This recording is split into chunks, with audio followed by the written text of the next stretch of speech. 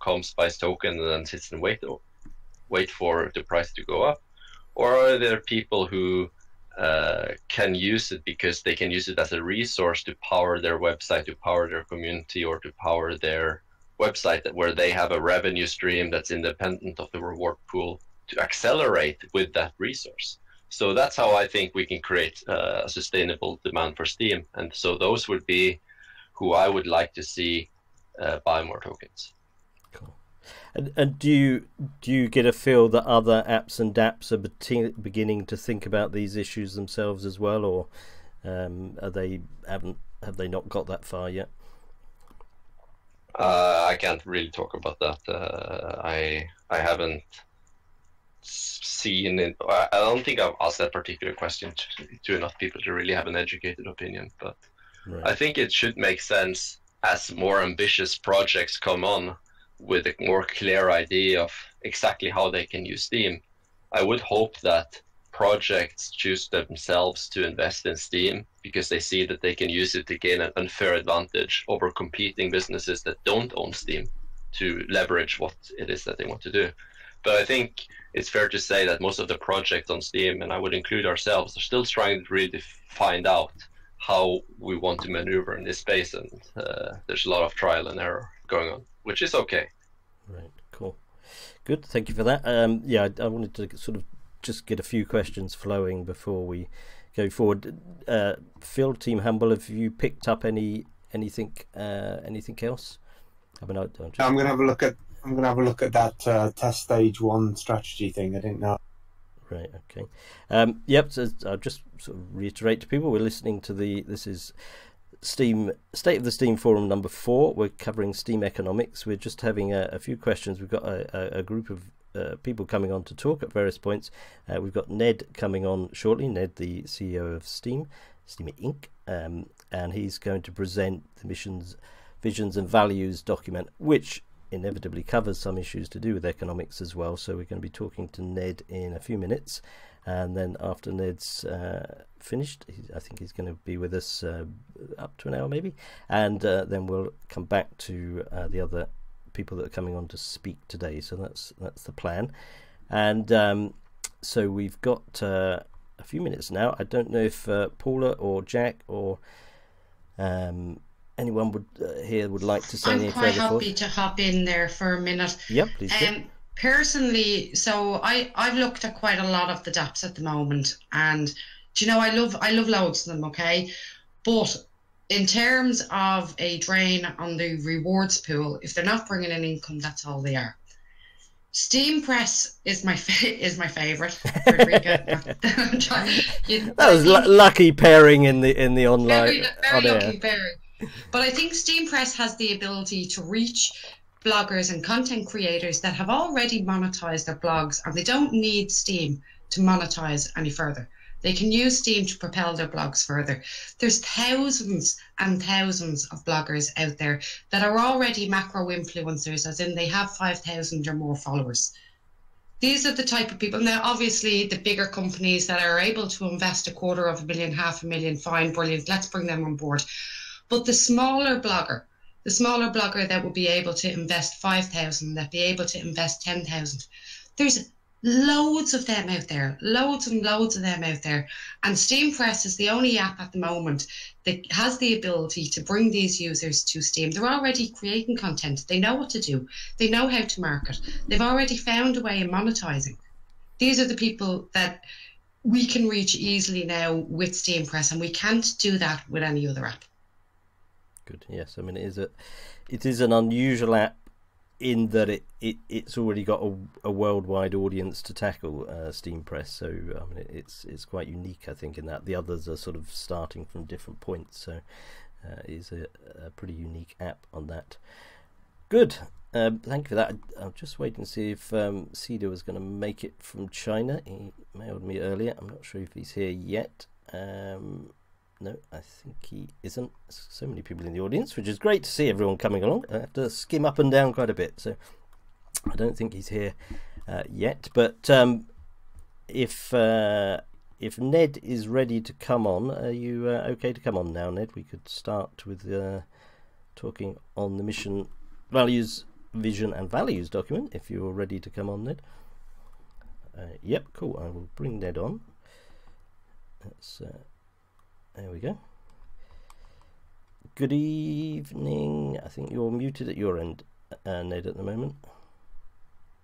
Yeah, I think you're muted at your end, Ned. There we go. Good evening, Ned. Can you hear me? I can indeed. Thank you for coming on the forum. Nice to meet you. We haven't spoken before. I was just thinking, actually, because this next week will be 1 year on that I've been broadcasting on MSP Waves, so it was very opportune that you happened along this week. So thank you for coming on this week. In fact, I'm going to totally out of order, I think, but I'm going to plug my contest, because I put up a contest last week that if people can guess how many people I've interviewed over the last year, they can win 20 Steam. So you're welcome to enter as well, Ned, if you would like to. But thank you very much indeed for coming on. We've got your document, which I'll pop in the chat here, which is the Steemit Mission, Vision and Values document that we're going to talk about. Yeah, Rondon, you can can certainly enter. So Ned, yes, welcome. This is the document. You've gone to mute again. This is the document that we're talking about. Would you like to sort of kick off and tell us where it comes from and how you see it going forward? So if I want to say congratulations on your year running MSP Waves. I'm not running it. I'm only one of the hosts. So, but yes, thank you for that. Yes, no, it's been a fascinating journey doing the shows, because it's allowed me to get to know an awful lot of people on Steam, and I'm not going to say how many, because that's the point of the contest. But I've spoken to a lot of people all along the Steam blockchain, so it's been fascinating to do, and you coming on this week works nicely in the story, so thank you very much. So yes, mission, vision and values. I was wondering where are you from? Where do you get the lovely accent that you have? I'm over in Britain, in Wales. So, yeah, it's lovely. Never been, but I hear it's absolutely beautiful. Yeah, I live out in the rural countryside, and only recently have we managed to get a very stable high-speed internet to do this show. Previously we ran on a community wireless system that sometimes had its ups and downs when the animals ate the cables and things. So, but now I've got full fibre, so we're on top speed now, so we should be good. And just read Team Humble's thing. No, I don't live in a I live in an old farmhouse. But yes, so I've never been to Austin in Texas, which I think is where you're based. So we're in different ends of the universe almost. But yeah, so yes, tell us first of all what sort of prompted you, what sort of gave you the thought that now's the time to come up with a mission and vision and values document. Where's the starting point for it? For one, it's always critical when you're leading a group of people to accomplish anything that you document why you're doing things, what you're aiming towards, because that document helps drive consensus on how to take actions, how to make choices. So first and foremost, I've needed to have this internally for the company. The company's changed quite a bit in the last several months, and it was important to get this out to drive internal consensus. And as I was building it, I wanted it to be effective for our public communications too. So we tried to make it succinct. We portray who we are, how we do things, why we do things, so that as we do things, people can work with us, work in parallel, do things that culminate into a greater whole than the mere sum of the parts of this great community. So be more transparent and let that transparency of our mission, vision, and values bring value to this great community, to the company, and everyone who's participating. Cool, that's good. I mean, was this what sort of time frame do you sort of see this as covering the next 5 years, or do you look to a longer time scale, or what's your sort of time boundaries on it initially? Our mission, if you read the top of the document, I don't know, maybe we can post another link in there. But the mission there at the top, it's meant to last. The mission is to make great communities with financial inclusion.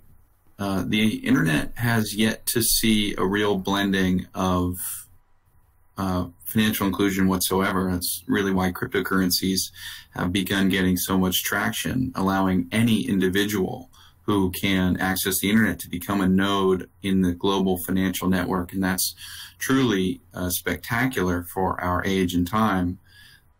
However, it still has a ways to go.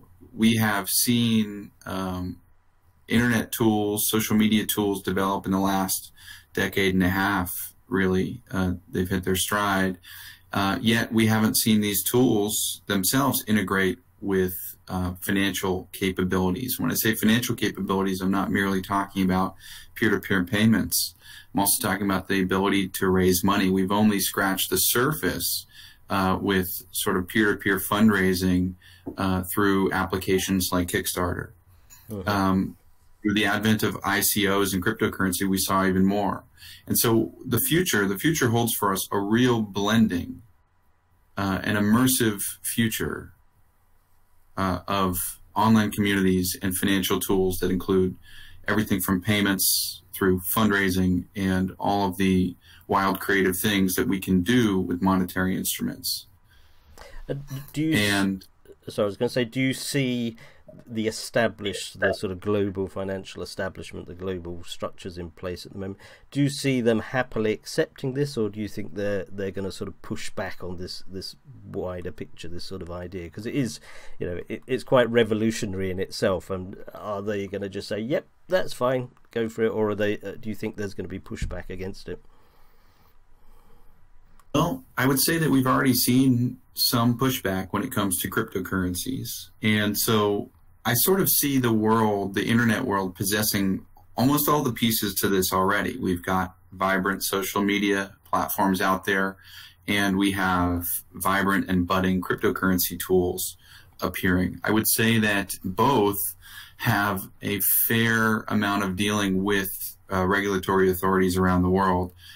In some cases, we're watching governments really struggle to interact with these, like the way Facebook is interacting with governments around the world, I would say has gotten a little bit more tumultuous just in the past year, or really 2 years, if we want to target a moment in time being the U.S. Presidential elections. And then with cryptocurrencies are still a budding nascent technology, and governments and the people in them are just barely beginning to have enough understanding to, propose legislations or react in any way at all, so that there can be a formal relationship between the technology and the government. And I sort of see these two worlds as sort of separate. And once they come together, which is really what's baked into the vision, to see a vibrant Steemit.com as a community's web app that includes and incorporates cryptocurrencies such as SMTs in those communities to give them more tools. As that brings it together, I think it attracts all those same regulators that are already looking at Facebook independently or social media independently and looking at cryptocurrency independently. Suddenly, those organizations are going to look at something like Steemit and say, okay, now this is like a whole new class of thing. It's got aspects of it that resemble, traditional social media or old age social media, and this cryptocurrency. And so now how do we deal with it all together? So what kind of pushback are we going to get? Regulation is inherently reactive, so they won't stand up and say you can't do this, because there's nothing in legal writing that I'm aware of that says you can't do it in the ways that are planned, or the ways that are described in the mission and vision. And at the end of the day, these tools are about empowering individuals, right? Creating great community tools, and cryptocurrency tools are about giving the individuals strength and power. And at the end of the day, the government, if there's going to be government at all, it's there to support the rights of the individual. And what we're building here inherently increases the strength of those rights. And at the end of the day, I think that wins out. If there is some pushback, I would say it starts as surprise. It starts as a desire for greater consumer safety. But at the end of the day, if we build things well, if we continue to serve the consumers as well as we can, then the consumer safety rises by natural market forces, not so much by, mandated regulation. So I'm very optimistic about, the vision that we've described here for Steemit in a way where I believe that it would flourish in, governed, community countries around the world. They'll embrace it over time. I guess one of the sort of added dynamics for any sort of crypto organization, but Steemit particularly, is the people involved in Steem. The participants are in many countries with many different regulatory frameworks and societies and ways of being. So, I mean, does that sort of, how do you sort of absorb that into when you're sort of thinking in the bigger picture that, particularly within, the people on Steem, you have very different circumstances for people, for example, in Venezuela to people here in the UK. I mean, it's quite a task to make something that works for everyone equally and fairly, I guess. Quite so. Just to kind of get a better picture of what you're saying. So it's there's a different set of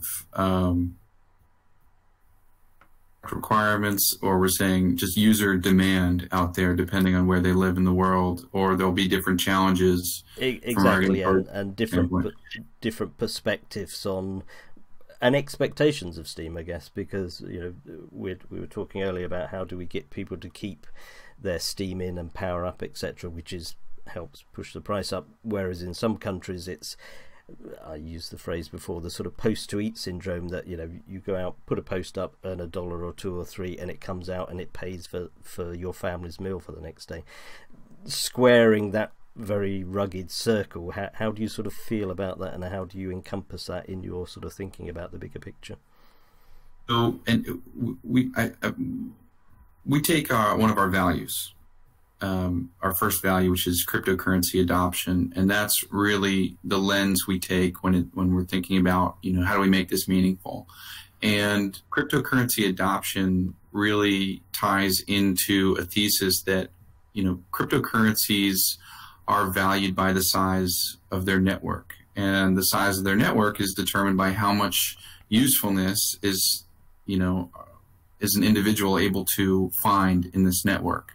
And if anyone here is familiar with Metcalfe's law, it says that a network is valuable to basically the square of the number of people involved. And I think that that's a reasonable way to look at the value of cryptocurrency. So when we say cryptocurrency adoption is one of our values, we're really looking to see more and more people be able to touch and use, keyword there's use, cryptocurrencies, because ultimately that's what's going to lead to the path of mass adoption. So how does that tie into Steemit, companies like Steemit Incorporated that are building Steemit? We're saying we want to make cryptocurrencies easier to use, easier to get access to, easier to learn about and hold. And if we can do that, if we can continue to lower the barrier to entry to participating in cryptocurrency networks, participating in Steem, then that's the best thing we can do for the value of Steem. So it's about lowering barriers to entry and increasing usability. Yep, I mean that. I've always, that in your vision, you start to talk about that, making a vibrant communities web app.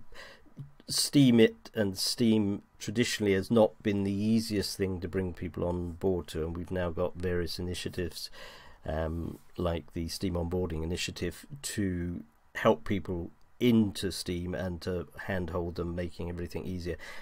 where do you see Steemit Inc.'s role in that, in trying to make it easier, sort of educating people and just smoothing out the edges, smoothing out the tricky bits? Do you see that part of Steemit Inc.'s role, or do you see that part of the community's role with things like Steem onboarding?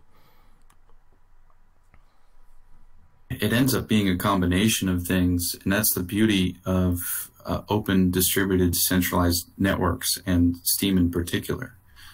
Steem has done a fantastic job allowing parallel development. There's been tons of entrepreneurs who have built tools to lower the barriers to entry, to increase the usefulness.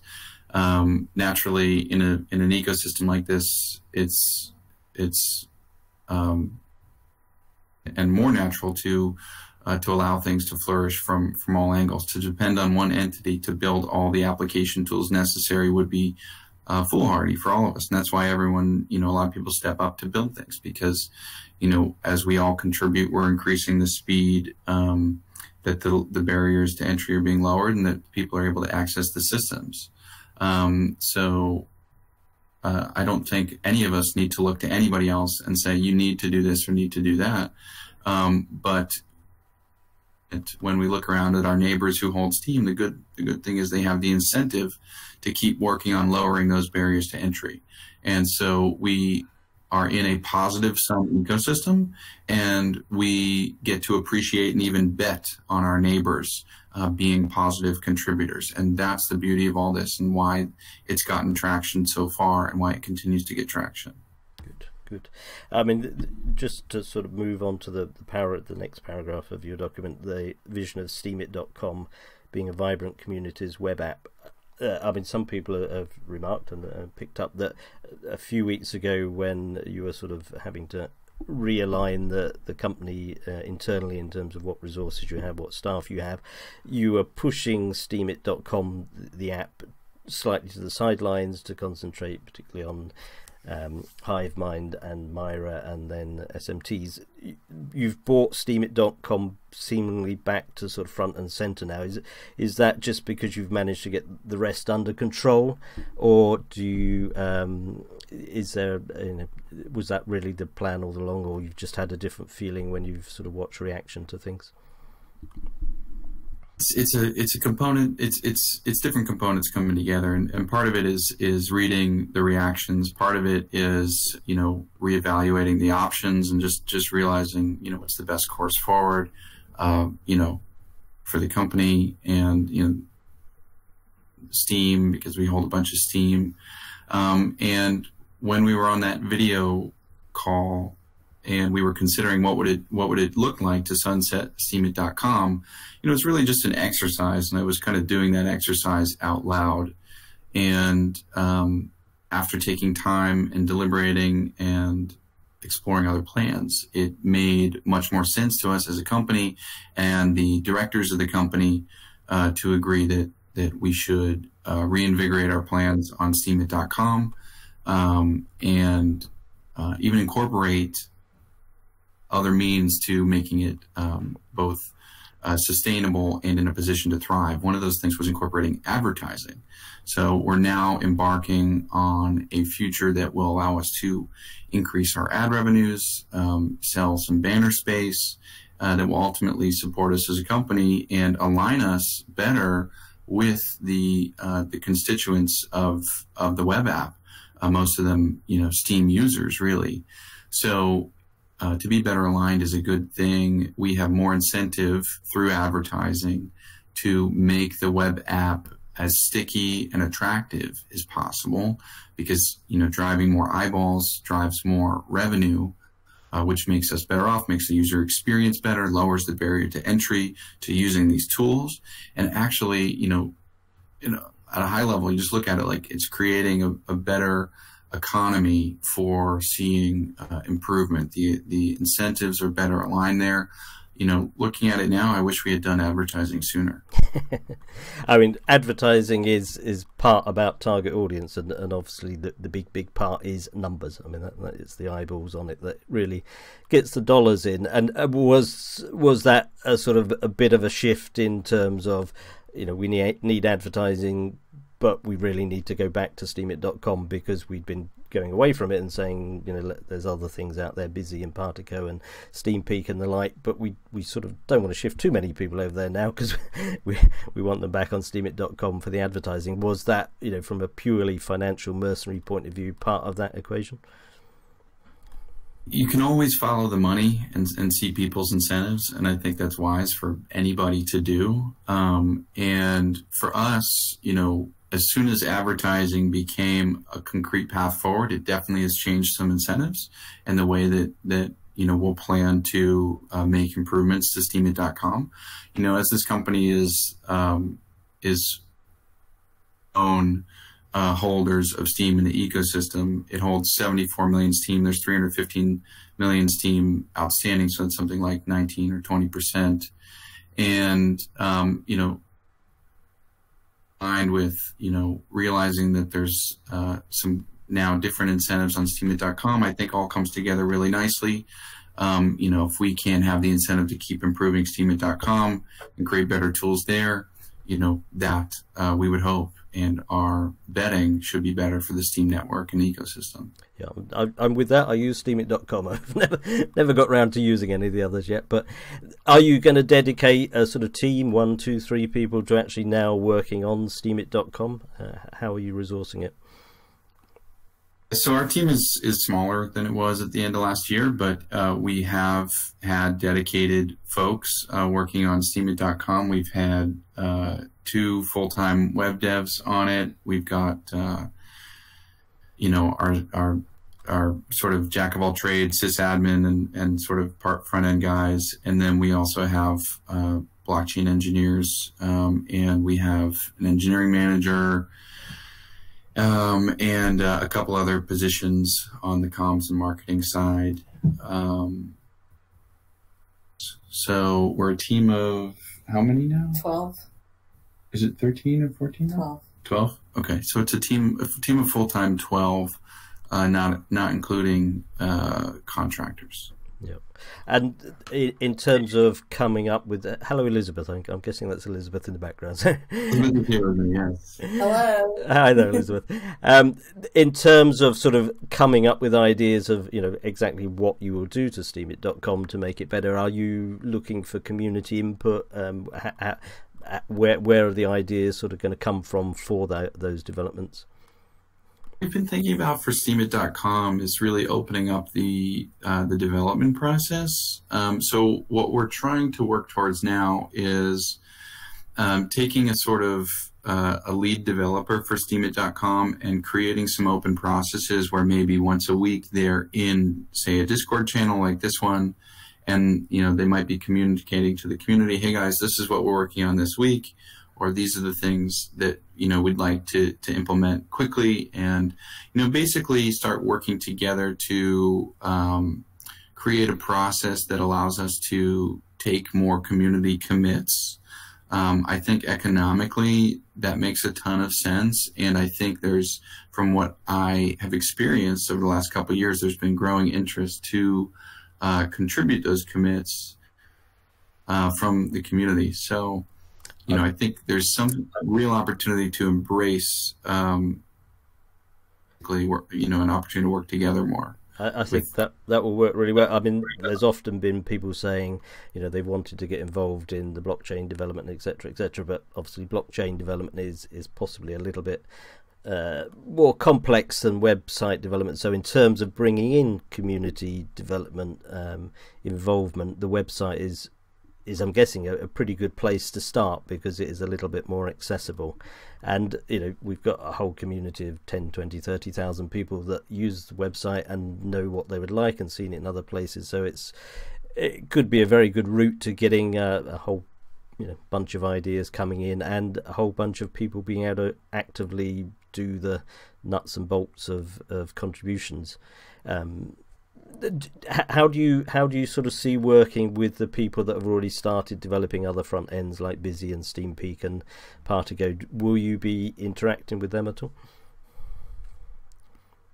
As a Steem user, I find their contributions to be incredibly valuable, just knowing that I have a decentralized set of options, as not a super, like if I weren't like a super technical user, didn't have access to the CLI wallets and all that, I would find super great value in the idea that there are a decentralized set of options for me to go access the Steem blockchain.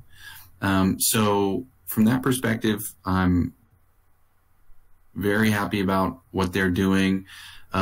As someone running another app in the ecosystem, I want to see them as sort of co-opetition. So, I want them to succeed, and I want us to push each other to create the best apps we can, because competition drives the best results for the end user. And at the end of the day, the better we can serve the end users and individuals, the greater and faster we're achieving cryptocurrency adoption, Steem adoption. So I'm very pleased to see the developments going on there. From my own experience with Steemit, I know how important it is to focus on businesses that can be sustainable. And I hope that that as a whole, or as individual entrepreneurs in the ecosystem, that we'll be able to make more strides towards ability for all of these apps. As a Steem development effort, we're working on RocksDB right now. It's a new database for SteemD. And one of the great benefits from that when it's released is that it lowers the cost of running an economic node plus all these social plugin architectures. So that should make it more cost effective to running a Steem application in the traditional sense of, using all the data, using the shared data resources. So what's the sort of timeline now for RocksDB and Myra to come out? So let me for you offhand right now, but there's been significant progress there. I will put out a feeler right now and see if we can get you a date by the end of this call. Cool, good. I won't hold you to an exact day. I was just sort of feeling, was it sort of days away, weeks away, months away? Because HiveMind's come out in beta now, so it's just sort of getting the whole. Because presumably with HiveMind in place and then RocksDB and Myra nodes, both full API nodes and witness nodes, are nailed down and much more affordable for everyone. Can we take a moment to just point out how incredible it is to have HiveMind out? It's such a huge accomplishment, really. And to everyone who's worked on it, from Roadscape to all the developers who have chipped in along the way, it's really quite an undertaking, quite an accomplishment. And, if we all appreciate the open, basically social data structures of Steem through its plugins, we should appreciate HiveMind so much, because it makes all that scalable, so that we can continue growing all these different social media apps that share data in parallel. So, it's a really big breakthrough. Shout out to everybody who's worked on it. And yeah, I mean, I think it was reading the posts, etc. It's been very well received by and large, and I think it was the Marky actually released another public API node yesterday. So I think it was possibly not quite based on that, but the momentum to get more API nodes out presumably is a big part of this. Decentralization and lessening the reliance on Steemit Inc. nodes, and thus the sort of financial impact on Steemit.inc. The move is really to get a lot more nodes out, presumably. Yeah, I think that's a really great result if we can achieve it. So if we can lower the costs, we should see more nodes, should enable more access points to Steem, and that's a great thing. Yeah, that's good. Do you have any sort of? It's obviously a totally outside of your control thing, so to speak. But do you have a feel that you would like to see 20 full nodes by the end of the year, or do you sort of have a sort of number that you're looking towards?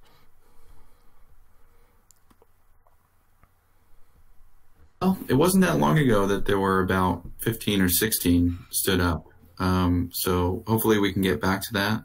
Yep. I'm also just very interested in seeing tons of economic nodes, which really, I've kind of been debating pushing the idea that the economic node is what we call the full node, and then we find a new name for the node that includes all the social structures. But maybe it's right to keep calling the social node the full node. But the economic node, I want to see tons and tons of these. These support all the wallet apps and that sort of thing. And, this is closer also to what the exchanges run. So we really want to get the costs down and the replay times down on the economic nodes to make it just easier for any of the more financially oriented businesses to pop up as well. I'd love to see more wallet tools. I'd love to see the exchanges be able to get stood up faster with Steem. So, I'd say there's a big part of my thinking with RocksDB is also on that side of things. So then hopefully that plus, on the social node side of things, we're just seeing more of our ecosystem's apps relying on their own node. That would be a big breakthrough too. And do you have a sort of plan to pull back or shut down one or more of your own nodes in due course to cut Steemit Inc.'s costs, or is that not something you'll need to do? The way that we're evaluating cost reduction, infrastructure cost reduction, is basically a stage at a time. So we've been through a stage now through December with HiveMind coming out. We're really in our second stage, waiting for the results of our next AWS bills. And from there, we just continue to basically look for the lowest hanging fruit and ask ourselves, okay, is this, a sensible area to reduce costs? And that could come from a range of things. So everything is being considered and looked at. In hand, if you can suggest that, others can run their own nodes much, much more cheaply and easily, then, it certainly makes it easier to think about, each company focusing on running its own nodes. Yep. So, Steemit Inc., like any other business, you've got to increase revenue, income, and decrease costs. And obviously been through quite a bit of cutting costs, and there's potentially more to come.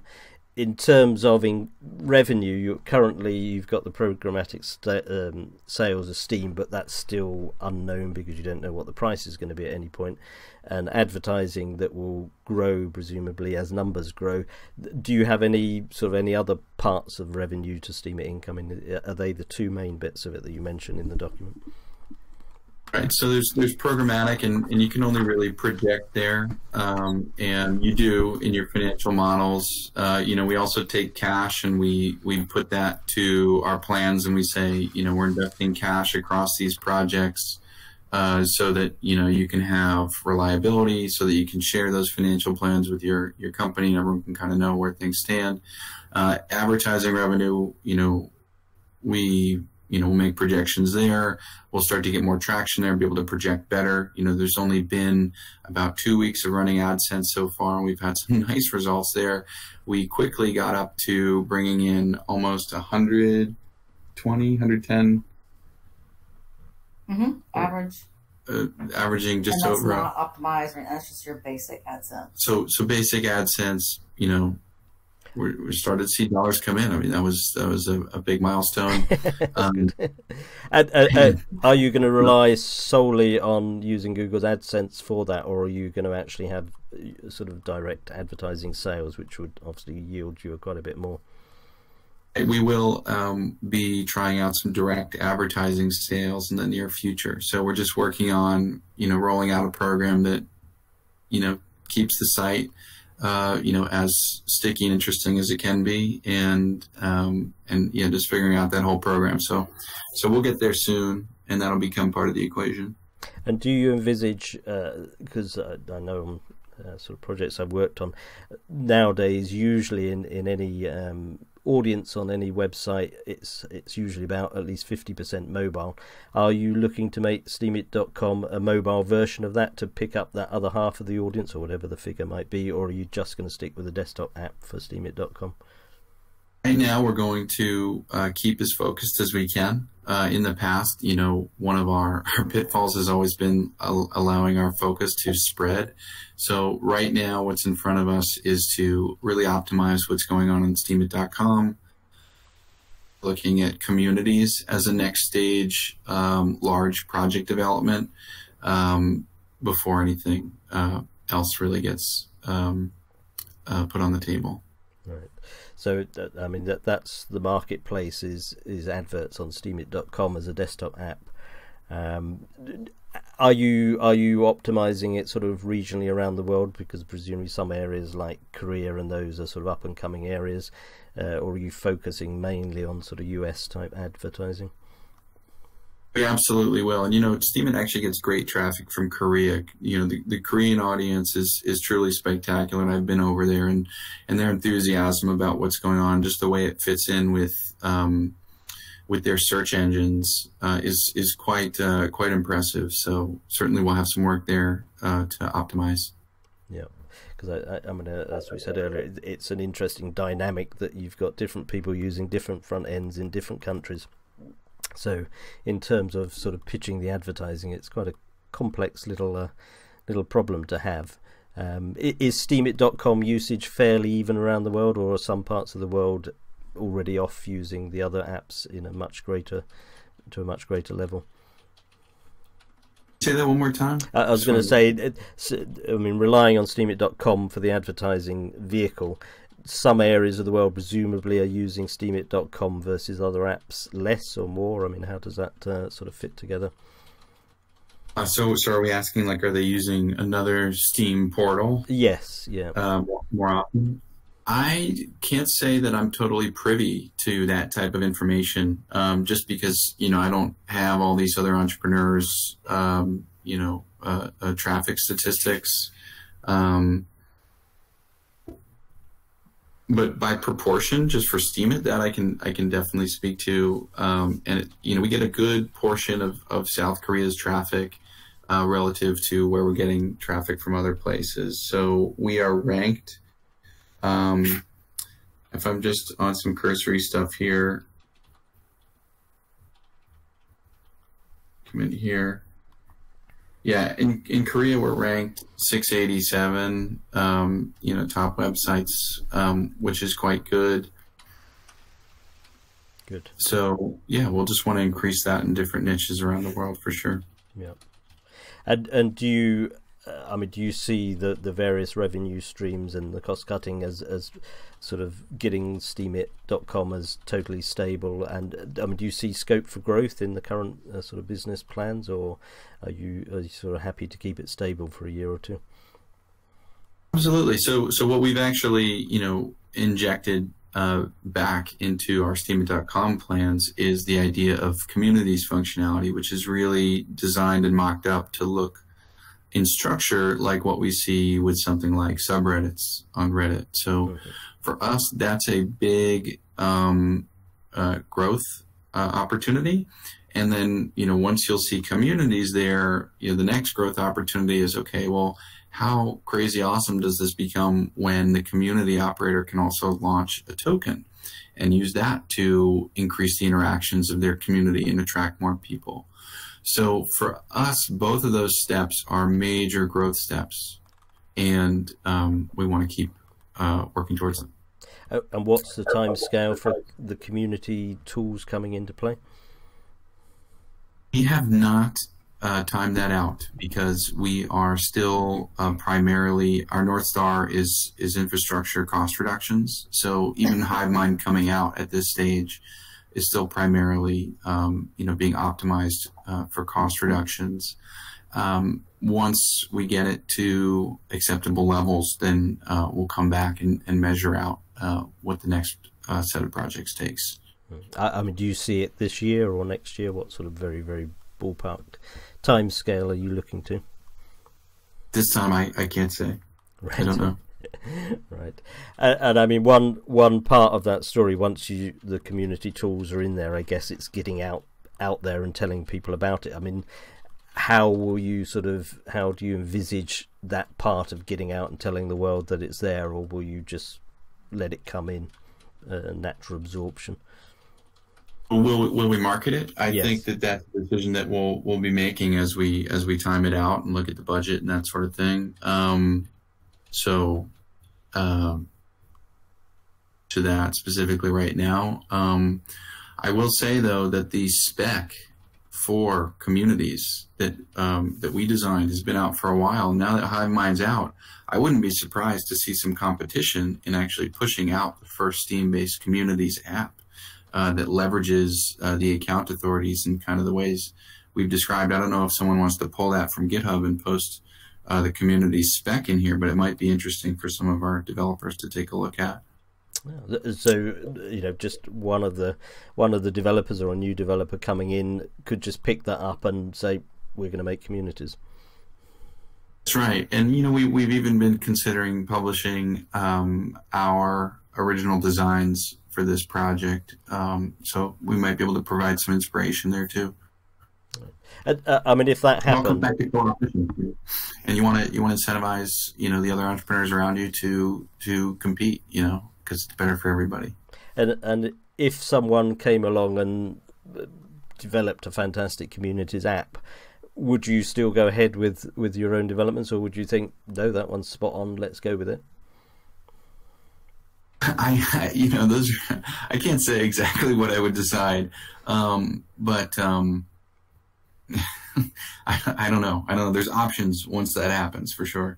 Options for the individuals, options for the businesses, new choices to make as competitors and cooperative allies. So the realm of possibilities at that point. It would be very exciting for everyone. It is a very interesting business environment to work in, because, you know, most businesses have a few parameters they can't control, but for you, yeah, you have a whole pile of parameters that, you know, are moving. You've got Steam price moving. You've got a whole community of developers out there moving in various directions, of which, you know, it must be quite fun, really. Does it? Each day you wake up and think, what am I going to see when I switch on the computer today? I mean, is that is that how it works, or?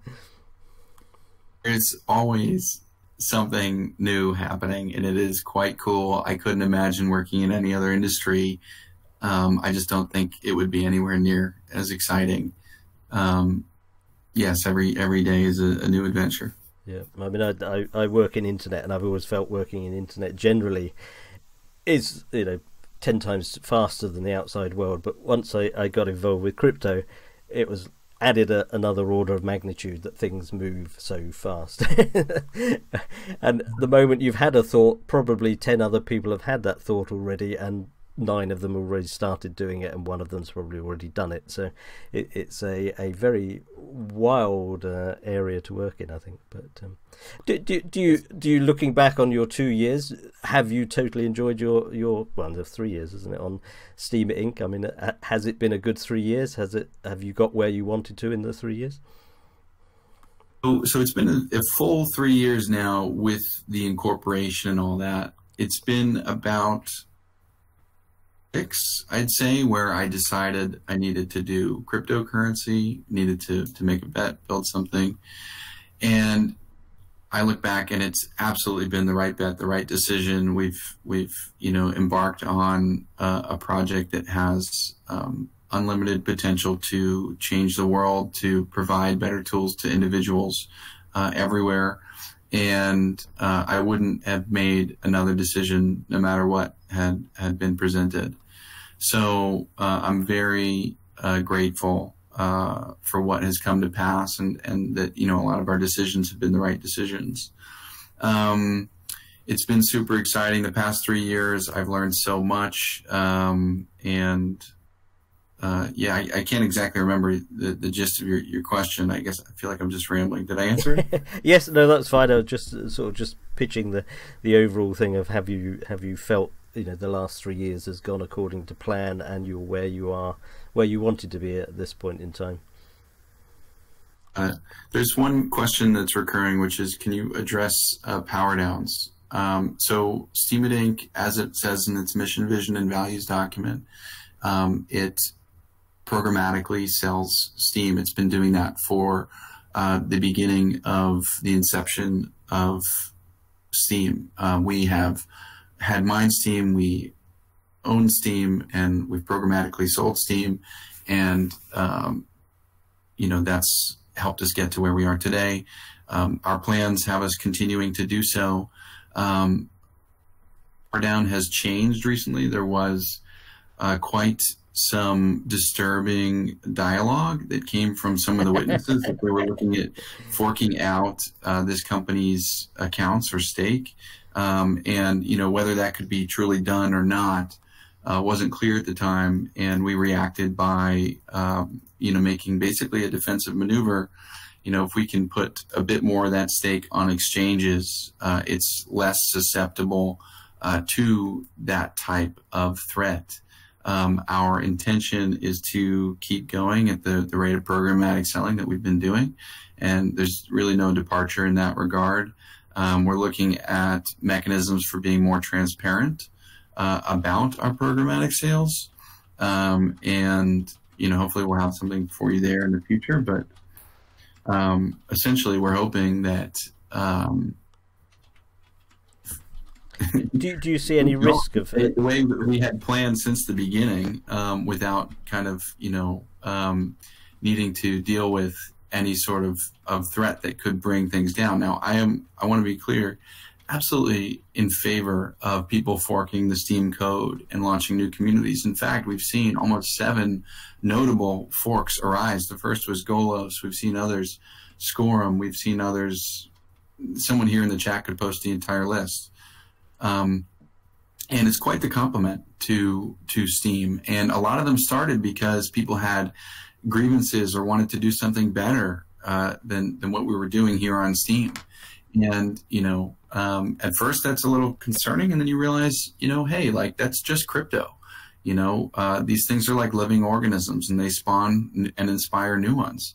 And sometimes that creates stronger ones, and sometimes it creates ones that just, disappear. It's a bit of a survival of the fittest, but at the end of the day, it's all populating this great new world of cryptocurrency. So I'm fully in favor of people, taking their ideas for something better and doing something new. What is threatening and concerning is the idea of a fork by majority witnesses that could really halt the chain. And it would create a lot of issues around consensus of original chain and this and that. And I really think that would be something to avoid. So I'm really looking at all the options for making sure we get away from that. With Hard Fork 21 that you're obviously referring to, did you feel there's any real threat in there? Because it would have needed the supermajority of witnesses, and I didn't find any single top 20 witness that even gave a passing thought to accepting it. I mean, did you really see it as a? I read from a handful of them, and if they're not telling you that I did, then it wouldn't be true, because I have the logs that they were waffling and considering doing it. So right. At that point, I had to take it very seriously, where I'd had my trust that was not an option. Suddenly it seemed like an option for a handful of them, and at that point, all you can do is react. So, yep. I'm just looking for ways to get this to a better place, and I'm optimistic that we can. And do you feel any risk of having? Because people commonly say it's not such a good idea to hold all your assets on exchanges because they have their various problems of being hacked or closing down or whatever. I mean, is that a business risk to have? Because you took it all to Bittrex, wasn't it? Which having it all. We transferred about $1 million to Bittrex, and then there's a power down schedule that would transfer to a number of exchanges. It is a business risk, and it's a risk that I don't want the business to take on. But in light of other risks, it became the more acceptable risk. Right. So, I'm still working through. I have a number of dialogues open to continue to reevaluate. Trusting witnesses. So hopefully we can get there. And not need to put coins on exchanges the way we're planning right now. I mean, how do you see that relationship with the witnesses, but particularly the top 2021? I mean, do you have ongoing dialogue with them? I mean, how does that work? I believe I do have ongoing dialogue with them. They've always got access to me. They have access via Steam chat, Slack groups, Discord, email.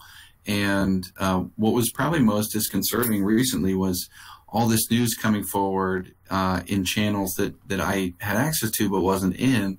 No one reached out to me to kind of like give me a heads up. Oh, hey, we've been considering this for the last 4 weeks, right? Which is what I heard later. So it was a little disconcerting that the level of communication had gotten to that point. But I try to do is make it better at this point. The person who put the pull request in, I've heard said, I have no idea whether it's true or not, is a former Steemit Inc. employee. Was that the case? That wrote 21. He was a contractor, and yeah. Okay. I just wanted to clarify that.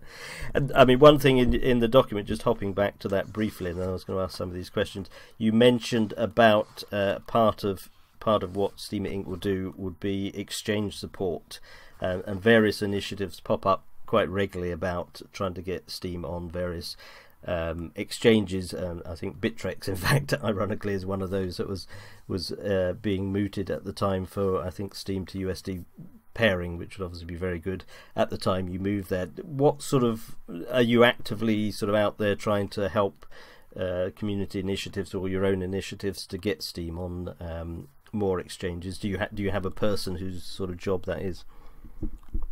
We do have a person who works on that full time, along with other business development efforts. And it's important. It comes back to the value of cryptocurrency adoption. Exchanges are another access point for Steem and other cryptocurrencies. So we want to get Steem in the mix there as much as possible with the greatest exchanges we can, the exchanges with the greatest reach. So yeah, we have a number of ongoing conversations. I know Bittrex Bill personally, great guy, been lobbying him to get that USD pair. And there's a number of other big ones out there. Try not to talk too much about the ongoing conversations publicly because I don't know if they appreciate that. But, yes, I find it to be important, and it's baked into our values and our priorities. And is that David Birding that does that? Is that part of his job? It is part of his job, yeah. I mean, because as you've probably seen, that the community initiatives pop up quite regularly to, let's hit Twitter and let's blast away at Bittrex or whatever. Is there a value in that there is a sort of communication route between David and the people doing those to try and coordinate that sort of effort? I think that there can be, but we've also seen there was the raffle to get to one of the retail fiat to cryptocurrency businesses in Canada. Netcoins. Netcoins, and that was quite successful. I think the more we can embrace or the community can find ways to get into opportunities like that, the better. I think community orchestrated successes like that are incredibly powerful. And I was just amazed to see how well Steem did with that one, and I want to find ways that it finds more. I mean, that was a fantastic demonstration of the power of the Steem community. And I mean, the community is often said, and I would totally reinforce it. I mean, do you see, when you think of Steem, what do you think of being the primary USP, the unique selling point? Is it for you the community that sets us above everyone else? Because in terms of transaction speed and fees, I mean, other blockchains can come along and be a bit faster or a bit, the same free or whatever, but not many cryptos have the community like Steem. Is that for you a very key USP for us? These fundamentals make it the most accessible cryptocurrency. And so once that's known, then the community has value. How great is the community? How big is the community? How many offerings is the community bringing to each other and to the outside world? And Steem has a lot of traction in all those regards. And the greater and larger the network becomes, the more valuable it is to someone who isn't in the network yet. So from a fundamental standpoint, it's got, a great currency. It's got great accessibility, and it's got a great, vibrant community of entrepreneurs and people who care immensely about its success. And that's what people want to bet on. People want to bet on a community that is growing, that has people who are betting on each other and betting on themselves to take it further and wider. And that's what I love about it. Cool. And I mean, just picking up on that, I mean, it was touched on the other evening when you were on MSP. You're looking to ways for increasing the communication between Steemit Inc. and Steem, the community, and I think you were going to talk with your team on Monday about ideas for that. Have you reached sort of ideas of how you're going to push that forward? Are you going to have your own Discord? Are you going to go for a forum? What sort of ideas have you got to so far with that? So the very next day we did a dive into Discord, and really the greatest value add with Discord is exactly what we're seeing here. It's the ability to bring people together through voice. Voice is the perfect amount of bandwidth for getting together and exchanging ideas. My personal experience with the video was that it wasn't like kind of giving that two-way communication, and it was just a little bit intense. And so finding Discord and using Discord more as for me personally, it's a nice relief. And then for the company, we see a lot of ways that we can leverage it.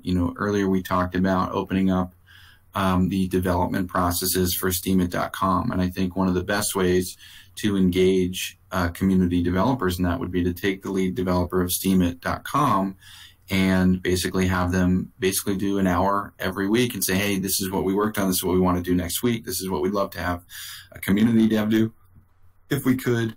I think that would open up a lot. From like a kind of like leadership perspective, we want to show up more often and stand shoulder to shoulder with the other entrepreneurs in here, and not monopolize the entire time. And so, we'll be coming forward maybe with some new faces soon, and hopefully be able to do something more regular, kind of like this, but, we'd like to stand shoulder to shoulder as much as possible.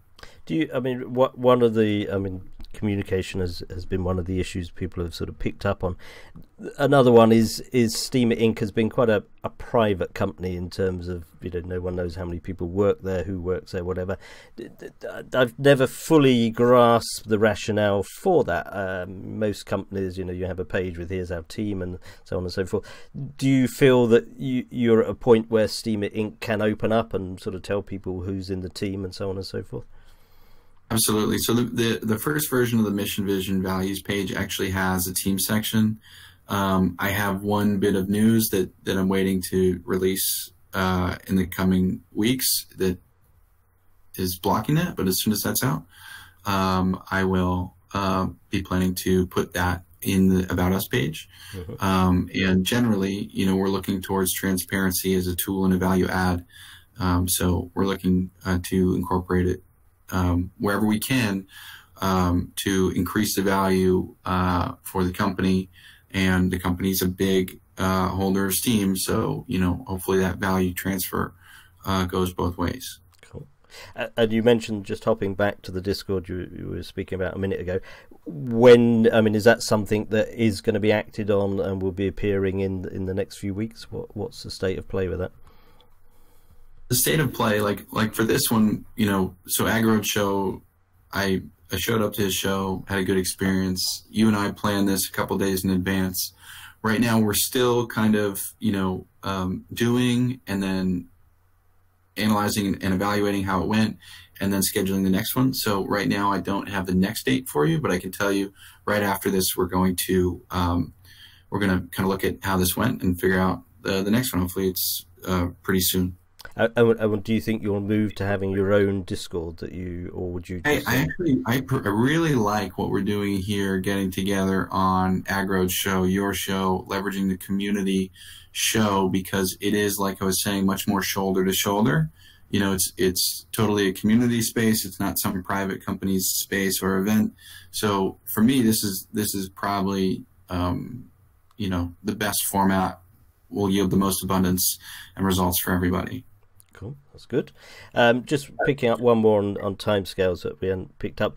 SMTs, which are a lot of people have sort of based business plans around and are looking to utilise, is the plan still for the so-called SMT Lite in the next few weeks, months? I mean, is that the initial part of the next stage? The full focus on that side of our engineering group is on RocksDB at the moment, because our North Star right now is in reducing infrastructure costs. We have, at a high level, blocked out the ideas for an SMT Lite, but it needs more before I can give you a concrete answer. There's a lot of SMT bones that are already finished, and so it's kind of just at a high cursor level. It's a pretty close analysis between what could be done faster, leveraging the bones we have, or something much more basic. So I mean, do you feel that incrementally? So we'll try to information to you soon and open it up for feedback. Because I mean, quite a few of the apps and the like have been waiting on SMTs. How do you sort of feel about that in terms of things like Steem Hunt? I think they've gone off to use another token and should come back to SMTs. Are you in communication with those apps that are sort of temporarily using other token systems or ERC or whatever? How are you dealing with that, where you're seeing apps going off to try other systems in the meantime? For me, the most important thing here is the concept. And so, after putting out the white paper, I felt very good about the concept, about our ability to produce the technology, but at the same time have never recommended that anyone, it's something that they're dependent on. It's not real. It's vaporware until it comes out. And, it's a goal for us to get it out. And that's about the extent that I can take it from that standpoint. I want more people to use it when it comes out, but right now, I can't speak to the business decisions that all these different businesses need to make. It's a challenge with so many people looking in on the concept, and I want it to be as successful as possible. But I also know, I can't and shouldn't or tell these businesses how to do their business at this point. All I can do is keep pushing forward on the concepts that I believe in, and be optimistic and work hard to make them a reality. And everyone's just got to make their own business decisions after that. Cool. In terms of, I mean, we sort of jumped around a bit, but in terms of the mission, vision, and values statement, are there any other sort of key points that you wanted to sort of pick up and amplify on? Say that one more time.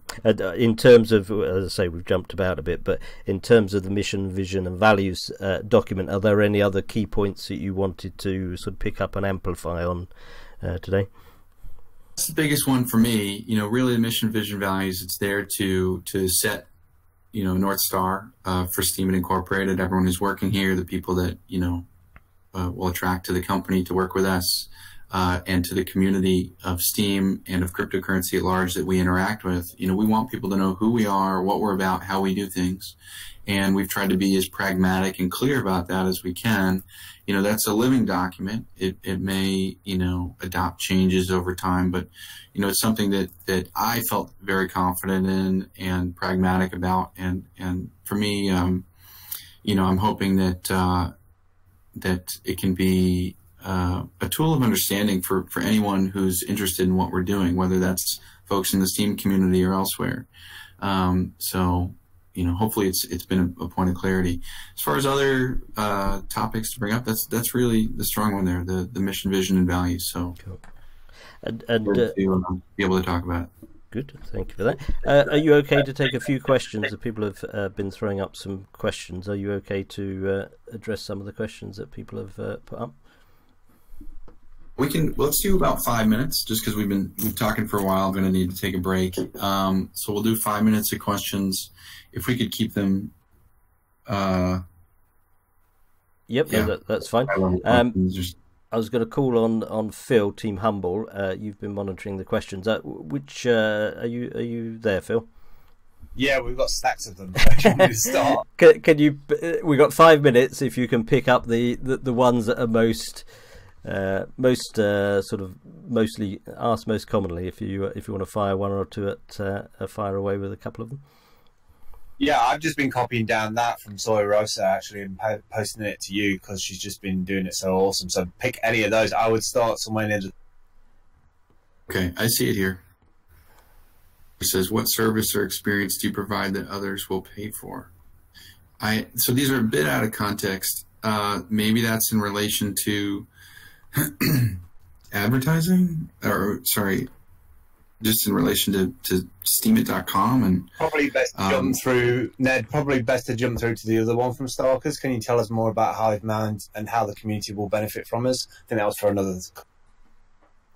So Hivemind serves two purposes. One, it lowers the cost of running a Steem node that includes social data that's completely shareable. No. So it helps us.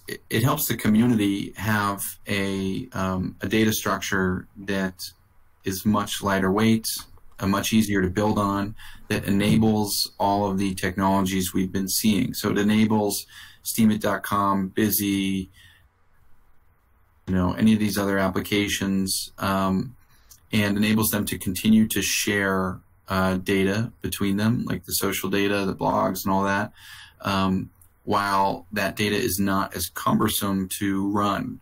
Prior, when we're just using these plugin architectures with Steemd,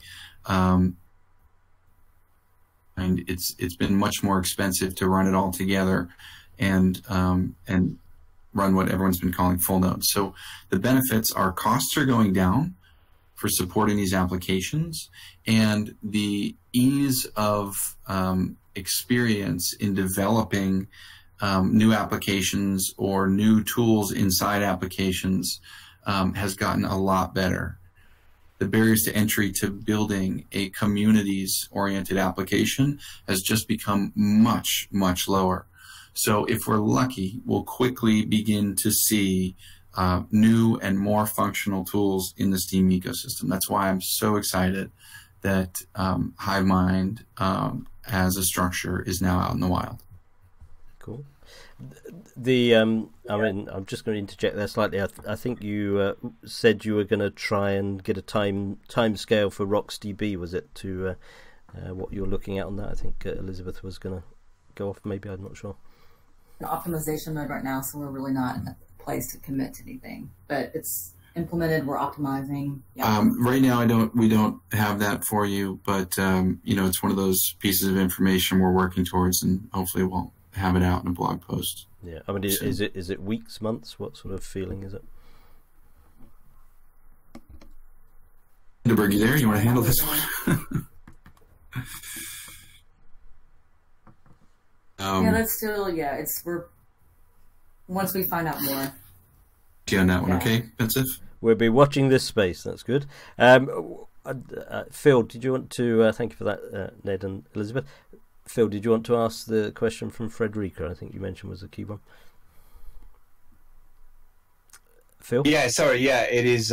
Is it the plan to allow future communities customize or at least influence what the ad experience will be put on this?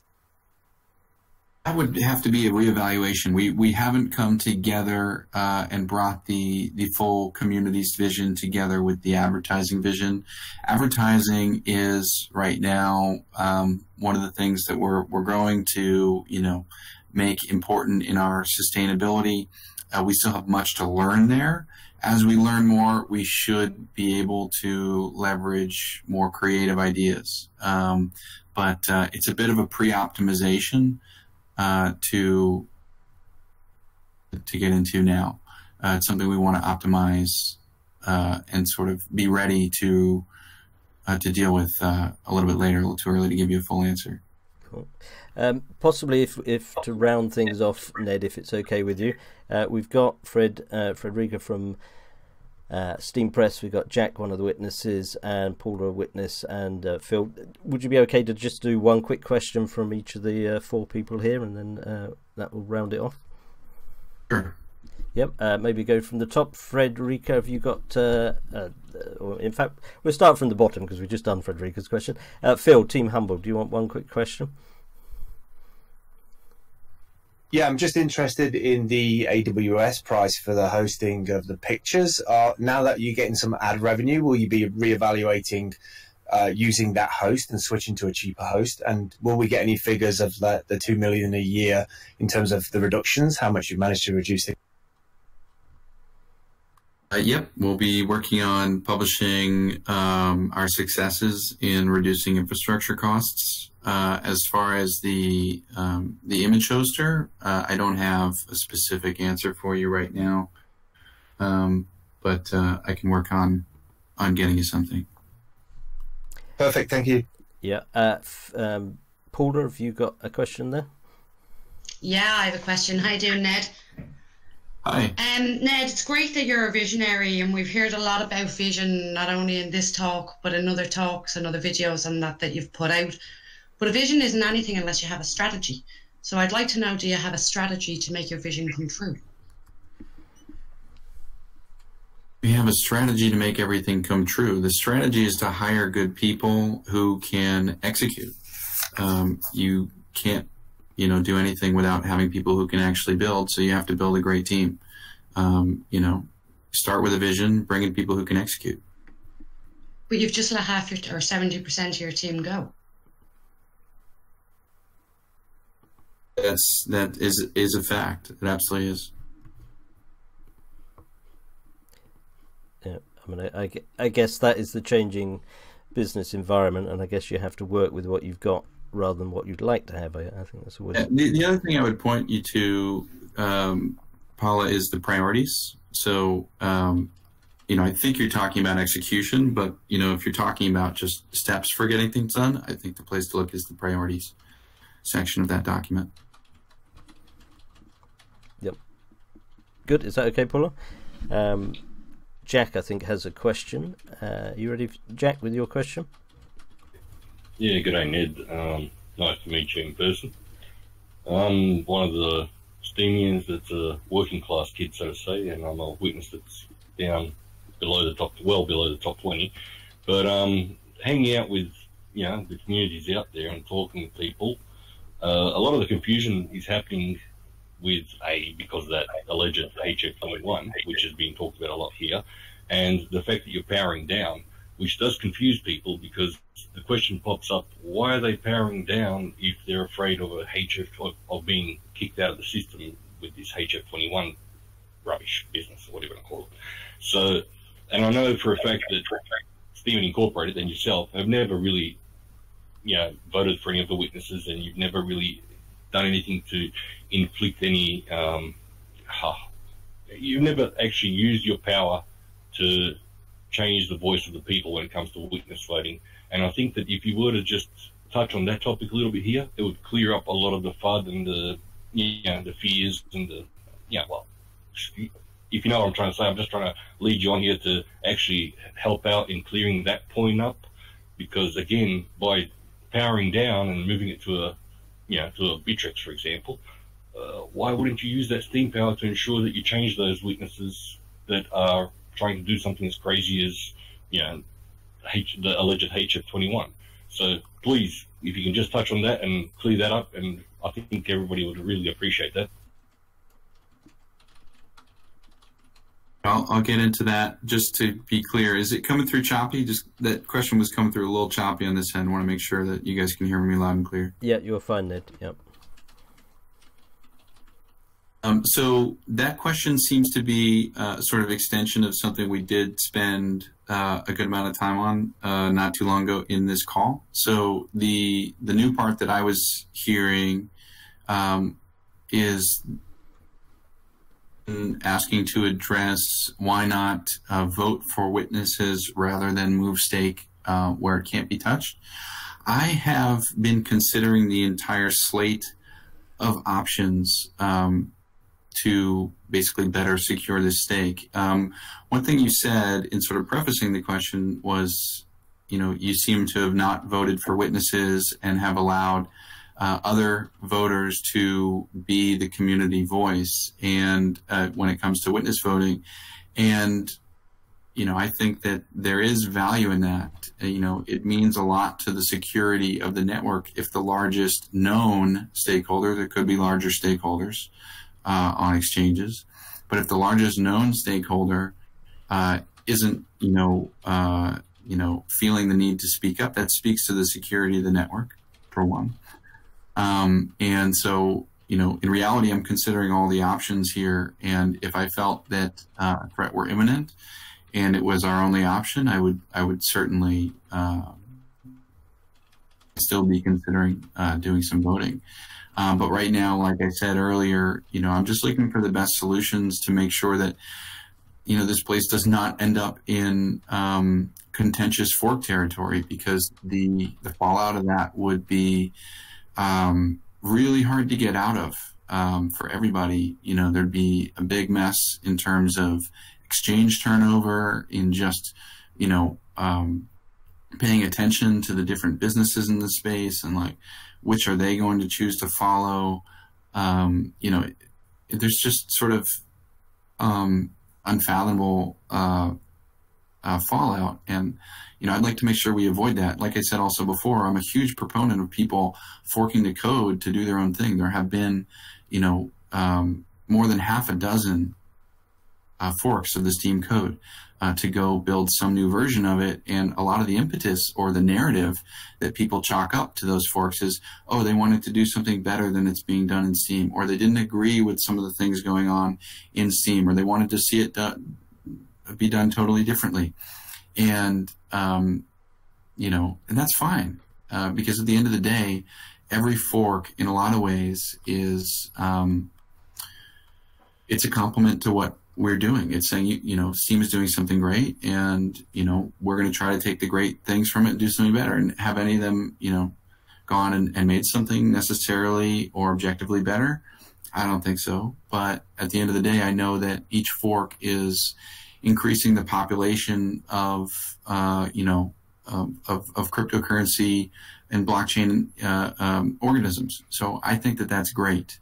And I would propose that, we continue to try to find the best ways forward where all the stakeholders feel that stake is something that is secure, where, they feel like there's a representation of property rights. That's one piece of cryptocurrency that I really believe in. And I believe that we should value in Steem. If we can't, I think that it, how view what's going on in Steem, because a lot of what they're getting into, they're there because they're valuing the property rights and the other coins that they're holding. So I'm looking to basically diffuse the feeling of having the coins threatened without without being too loud about it, and I think witness voting can be a pretty loud thing to do. I've opened up a lot of communication and dialogues with the witnesses, and I'm just trying to find the best way forward.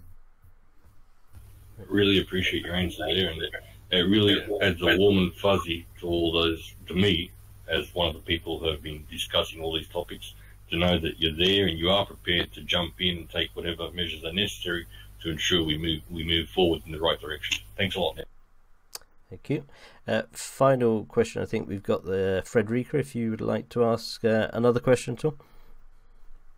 Sure. I'm not sure if it will be coming back here later after your break, but I think for me, if I had to pick one question here, there's so many people in this community that are eager to help in whatever way, shape, or form that they can.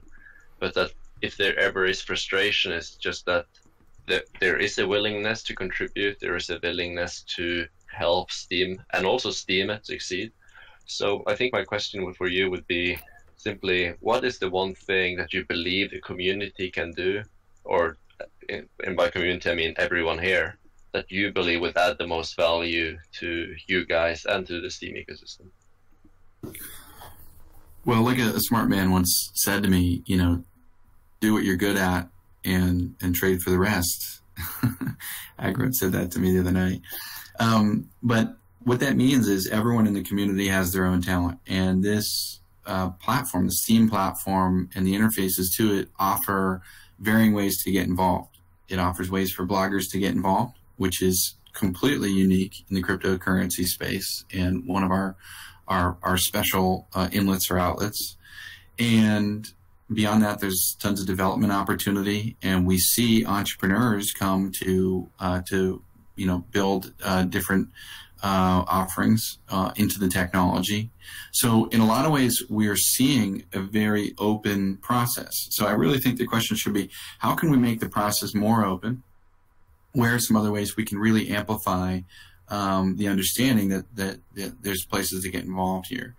I'm particularly interested right now in increasing the open access, or the feeling of open access to development processes, particularly with steemit.com. So, just not long ago, we were talking about, really coordinating with a lead developer of steemit.com to spend time over voice chat, such as Discord, and basically encourage and point to and just inspire different code development from community members. And economically, that's great for Steemit Inc. And hopefully Steemit Inc. and steemit.com are really good for Steem, and we get a nice virtuous cycle where we can invite others to contribute, we can contribute together, and make everything better off.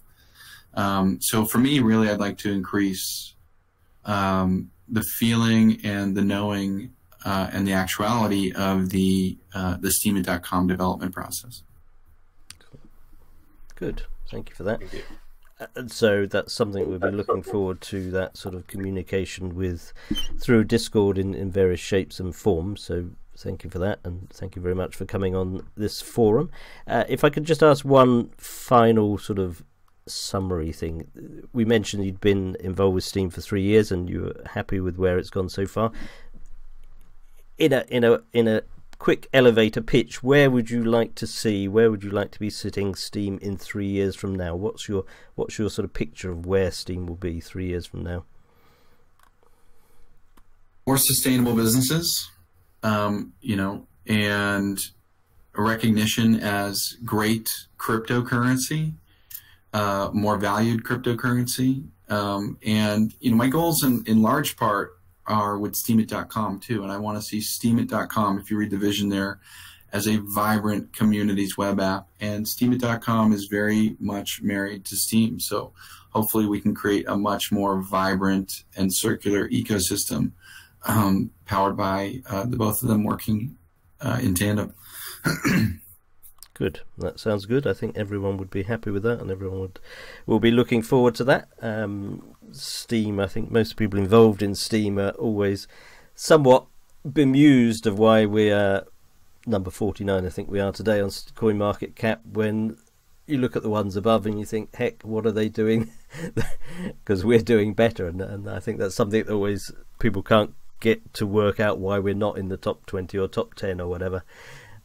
So I think everyone will look forward to that dream, that idea, that vision very much. So thank you very much indeed, Ned. You've had a good hour, so you're welcome to stay more, but I think you are sort of hoping to contain it in about an hour, and you're welcome back any time you would like to. Elizabeth too, I believe you're still there. Any final closing thoughts you'd like to make, Ned? It's been great to chat with you and with everyone else. Good to be here, and hope to see you soon. Thank you very much. Thank you very much. Right, well, thank you very much in the audience. We've got other people to come on and talk, and thank you very much indeed, Ned and Elizabeth, for coming on. As I say, you're welcome back anytime. I'll pop you back in the audience if you want to go there, Ned. Feel free to continue listening, or go and get a coffee, or whatever you would like to do. It's been excellent talking with you, and as I said, I've just come up to my 1 year anniversary, so it was a great time to do this. So thank you very much, everyone, for that. Do stick around. We've got a whole bunch more people to come on, and we're going to continue talking about Steem Economics. And we're also, I suspect, going to pick up on some of the points that Ned has made, particularly about advertising and the like. We've got Frederick, Jack, Paula and Phil here. I'm going to start bringing on other people that wanted to contribute this week, and they can sort of pick up where we've got to. Thank you, Roland. I'm going to start with Cedar, because I know time scales across the other side of the world are tricky for him, so I'll bring Cedar on. Gosh, there's a lot of people here. It's a big scrolly job. There we go. I'll just bring Cedar on as well, because I know he's on, and I'm going to bring McFarhat as well because he's also in a different time zone. Where's McFarhat? There we go. So I'll bring McFarhat and Cedar on first of all, because I think they've got time issues. I think you're muting McFarhat at the moment. Cedar, Crypto Talk. Thank you for coming on. You're I don't know what time it is for you now. It's about 5 in the morning or something. I'm not sure. Yeah, glad to be here. Yeah. It's almost 5. If I sound like I'm just waking up, pardon me. I never know when people come from the other side of the world whether I've sort of woken up at them early in the morning or they're hanging on late at night. So I'm not sure which it is for you. Are you late at night or early in the morning for you? Super. Sorry? Yeah, I'm very early. Right. Okay. Cool. Yes. Well, I don't know if you want to sort of go straight into economic topics, or whether you would like to pick up on anything that Ned has mentioned there. So the hive mind thing is very interesting. So in order for people like us to run full Steem nodes, that's very important. So we're going to play with it. I don't know if it's open source yet. I don't know if it's like something that we can use on our side yet. So we're going to look at that. And this is actually very exciting news. So one thing I did notice in the past few days, so the Steemit API was actually a little malfunctioning in the past few days. Like for some people, the feed is not returning, and for some tags, the posts are not returning. So we had to switch to another node for a while. But now it's very exciting to know that this thing has been finished. So. Yeah, because I think I saw Roadscape mention it was still in beta, so I presume there's a little bit more refinement to go with it. In terms of the sort of bigger picture we were talking about in terms of economics and the like, how do you, what from your perspective as I mean, Frederick had mentioned from SteamPress's point of view, from Partigo's point of view, what do you feel you can do to encourage investment and sort of build the economic model of Steem? I think the economic model is a very big topic, but I think people care about the Steem price. And one thing we can do for the about Steem price is that we're actually going to allow users to purchase account using US dollar very soon. So because currently what we do now is we so for somebody that wants a Steem account, we encourage them to send us an email, and we give them a free account. But I think obviously that's not very scalable. So we're building the in-app purchase right now. So hopefully that will be available in about a month.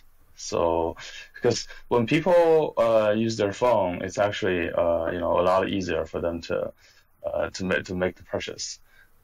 So and also for Particle, right now the majority of the users is in the US. So I think that's a very good. So I think it's very exciting to see. Do you ever envisage that you might run ads on Partigo at all? So currently we have run a few ads. Your post is one of them, but it's just not revenue generating. So if you go to particle.app, your post is still on the top. So I just wanted to bring more awareness. But but Particle is like we don't want to rely on ads. I mean, different people have different opinions. Steemit is already a very high ranking website, so it makes sense for them to use ads. Sorry, my connection got cut off a little bit. Can you still hear me? Yep, you're a little bit choppy, but you're okay. Okay. So the internet connection here is not very good. Discord is blocked in China, so I'm using VPN right now. Right. So they're trying to block every single messaging service that's not under their control. So right. So but Particle, I mean, we have a lot of views in app, but we're still very early, so it doesn't make sense for us right now to do advertising.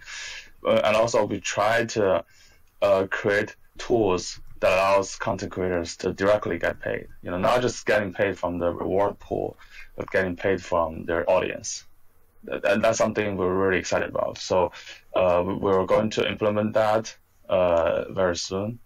So hopefully we can see some early results. So the whole idea is based on there are so many content creators on the internet. Very few of them are generating like life sustaining revenue, right? So I would say majority, 90% of them are not generating enough revenue, and the reason is because they don't. What we think the reason is that they don't have the tool to have the financial connection with their audience, especially for audience in other countries, or when somebody wants to pay a very small amount of money. So cryptocurrency allows that. So we're very excited about that.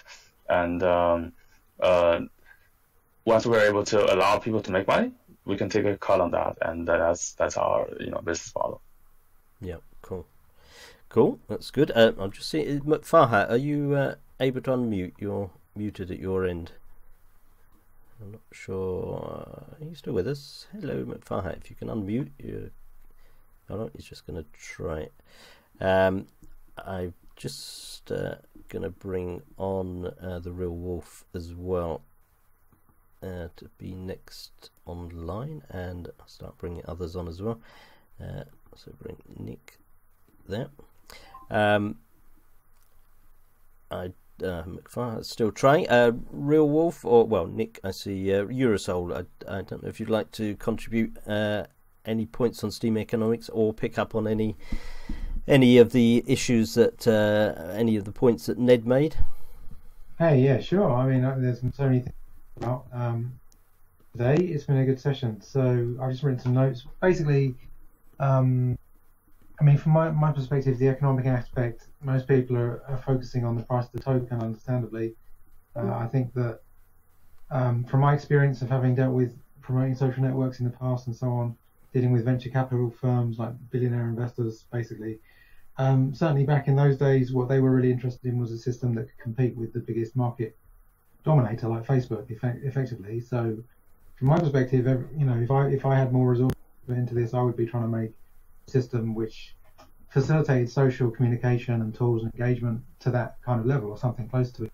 Even just having like live chat and private messaging, that kind of thing, would be a big deal, really, and it would usurp a lot of the competing crypto projects who are attempting to develop systems like that to integrate into Facebook and so on. It would be a quick win, really, but I don't really understand why that hasn't been done. But certainly from an economic perspective, that's my first thought anyway.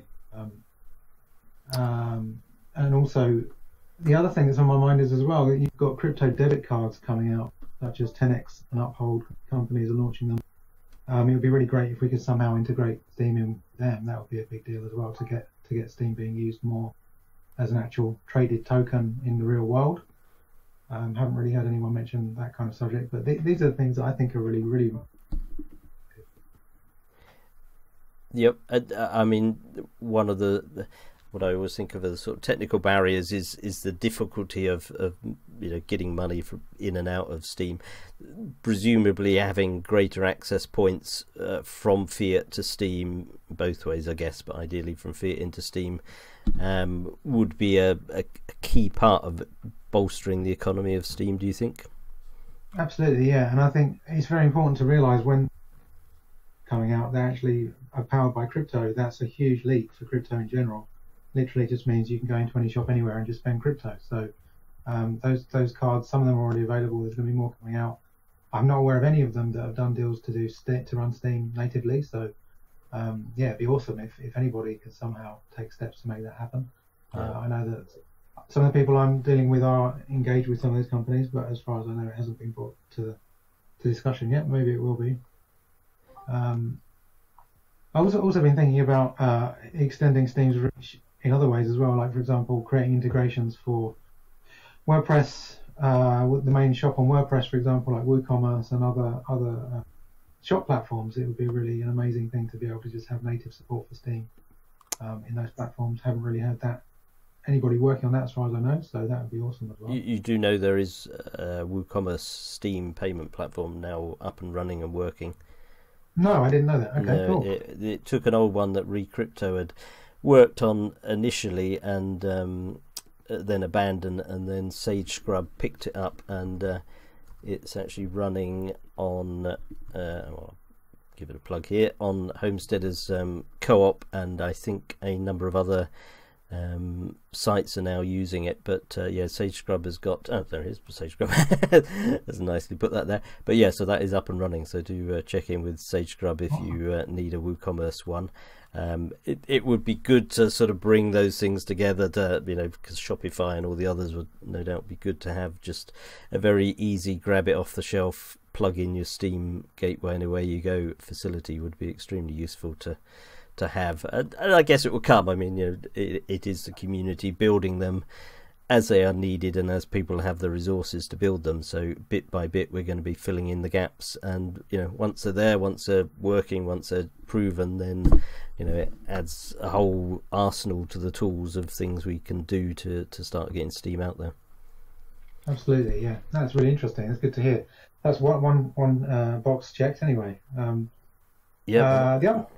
other thought that's kind of in my mind is just we've had this whole thing with the Dark Overlord, this hacking group being censored on Steem, and although that's not the topic of this kind of chat, being as censorship is one of the main, or censorship resistant, one of the main selling points of Steem, and Steem has received quite a bit of sort of negative press, maybe ignorantly, from people saying, oh, you know, Steemit, the uncensored site, has no censoring pages.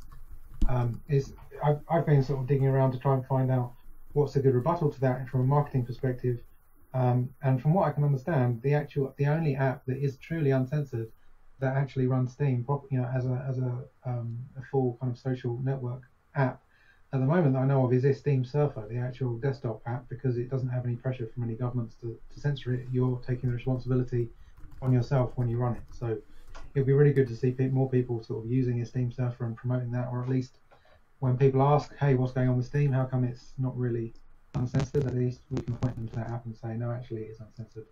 You just need to take responsibility. Yes, that is one of the sort of issues of the moment, very much.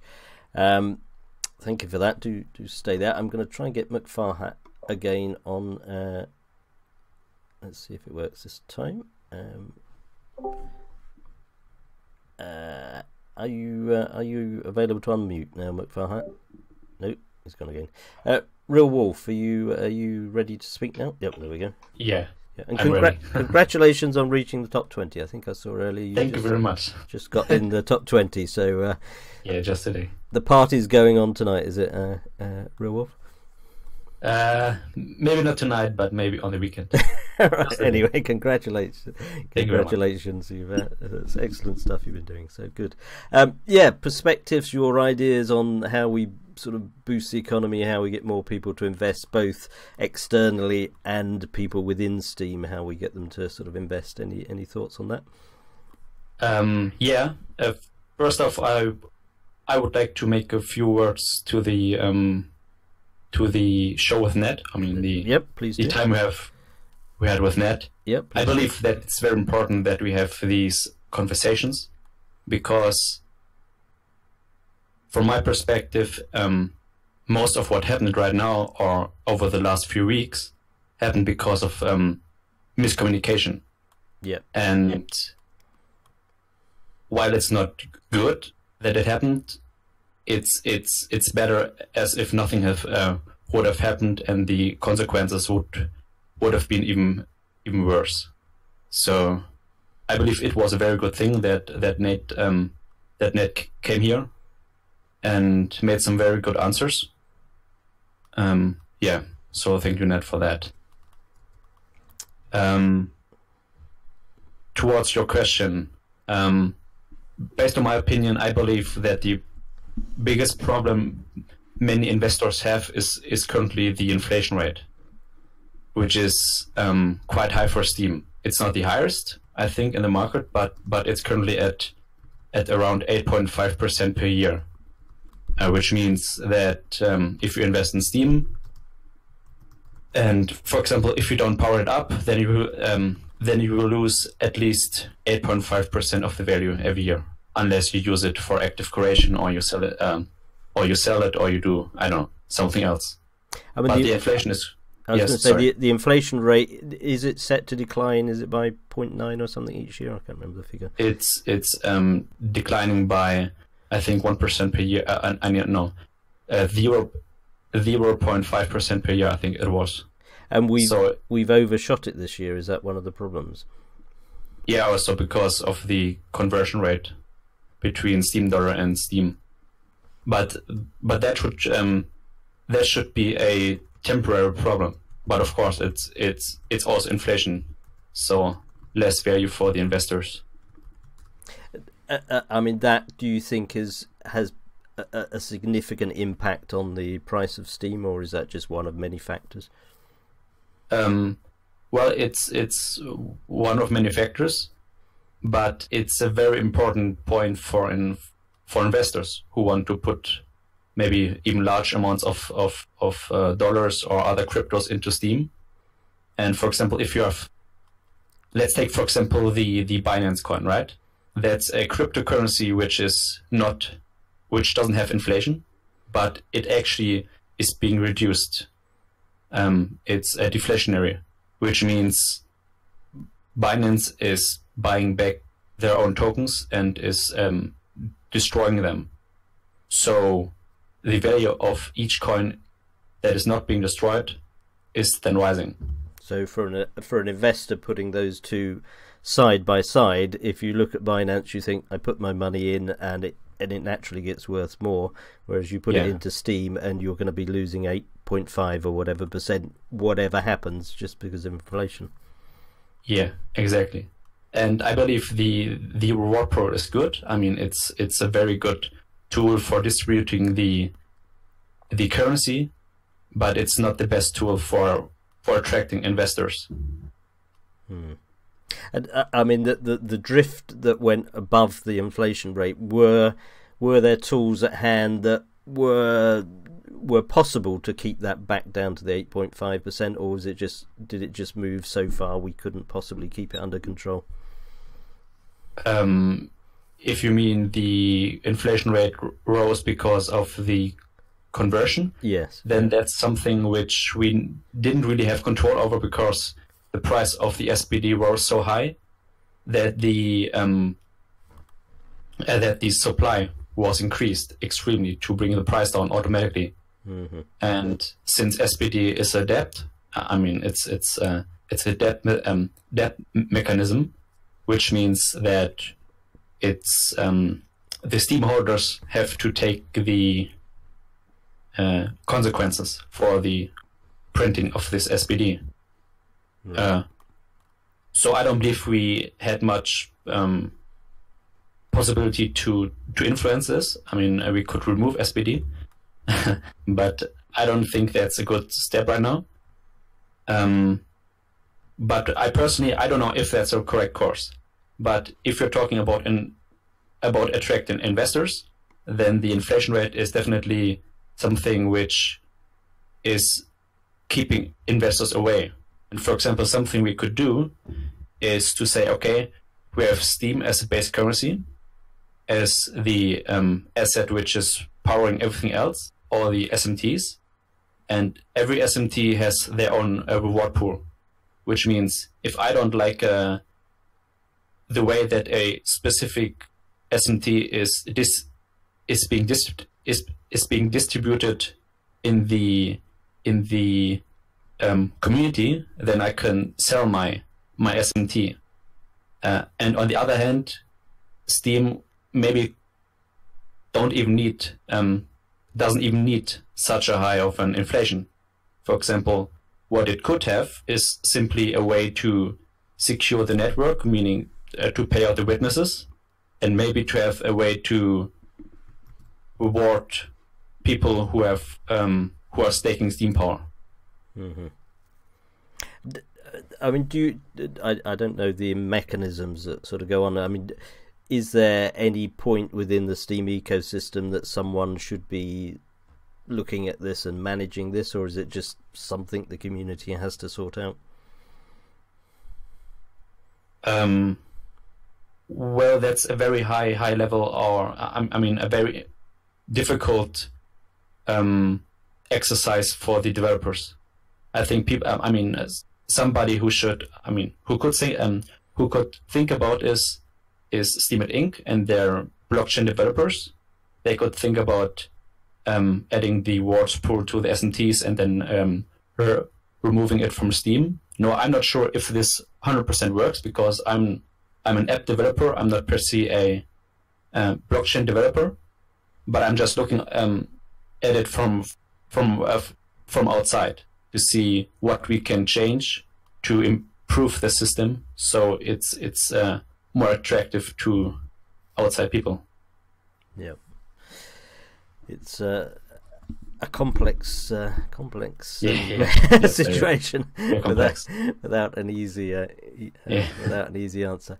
I'm going to bring on Matt Starkers, who I'm sure will have some thoughts on this. I'll also there we go. I'll bring on Matt, and I'll bring on High Touch. McFarhat, I'm not sure how we're doing with you because we had a couple of goes. I can bring you on again. High Touch, are you ready to come on as well? If you could just mention in chat if you're okay to come on. I'll bring you on in a moment as well. And from the list we've got here, Disregard Fear. I think so High Touch and Disregard Fear, let me know in chat if you're ready to come on as well. I'm going to bring McFarhat, have another go as well.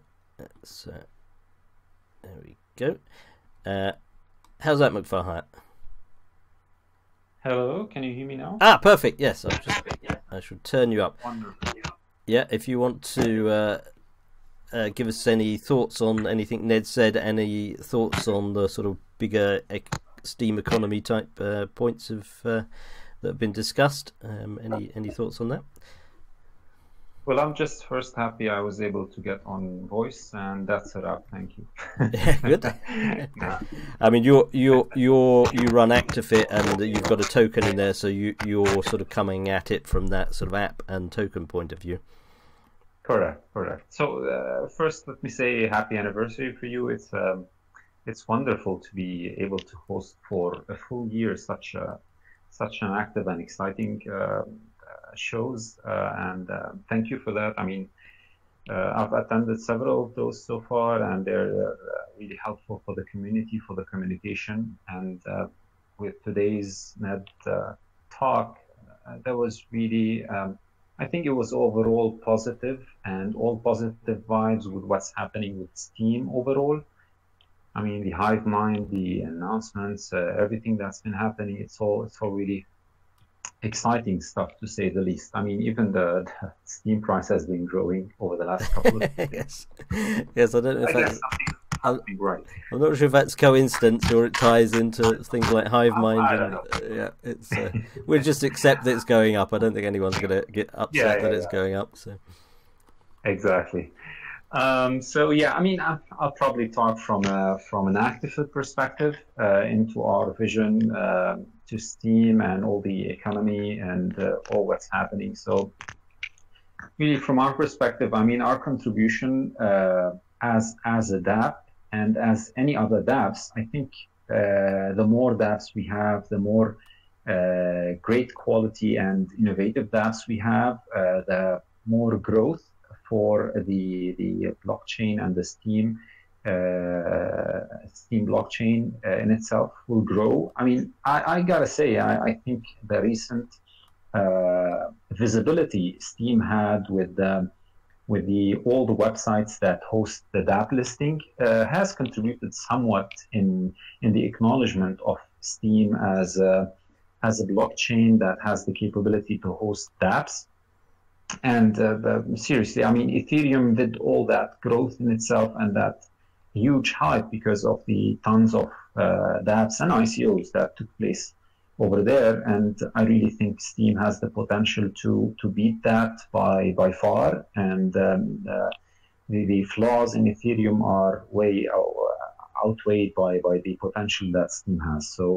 So yeah, that's one aspect I want to really highlight. I think many will agree with that. Mm-hmm. In terms of ActiveIt in itself, so we've been really eager to try and open up the doors to the outside community, and we're doing this step by step. So a couple of weeks back, we launched our own sign-up module, so that people from the outside world, especially people who have crypto, are able to purchase an account by means of buying Steem. So we wanted to incentivize people to buy the Steem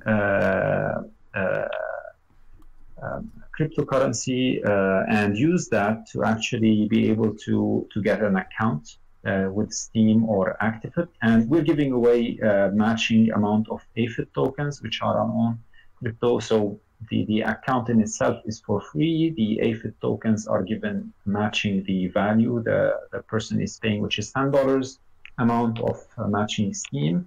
We're giving a delegation for 1 month of 10 Steem. I mean, we did include few perks there to incentivize the community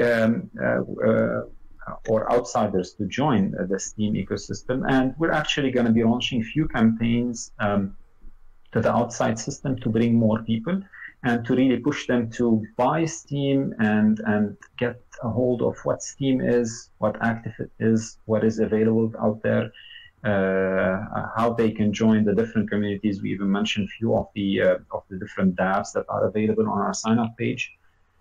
So I think that's one way we're trying to let people know and to join the community and to make a very small investment. Because sometimes just paying a small amount of money to an account will incentivize you to really be active on that account instead of just, hey, I just signed up and I'm not going to use that anymore. That one, yeah. And have you already launched that now? Did you say?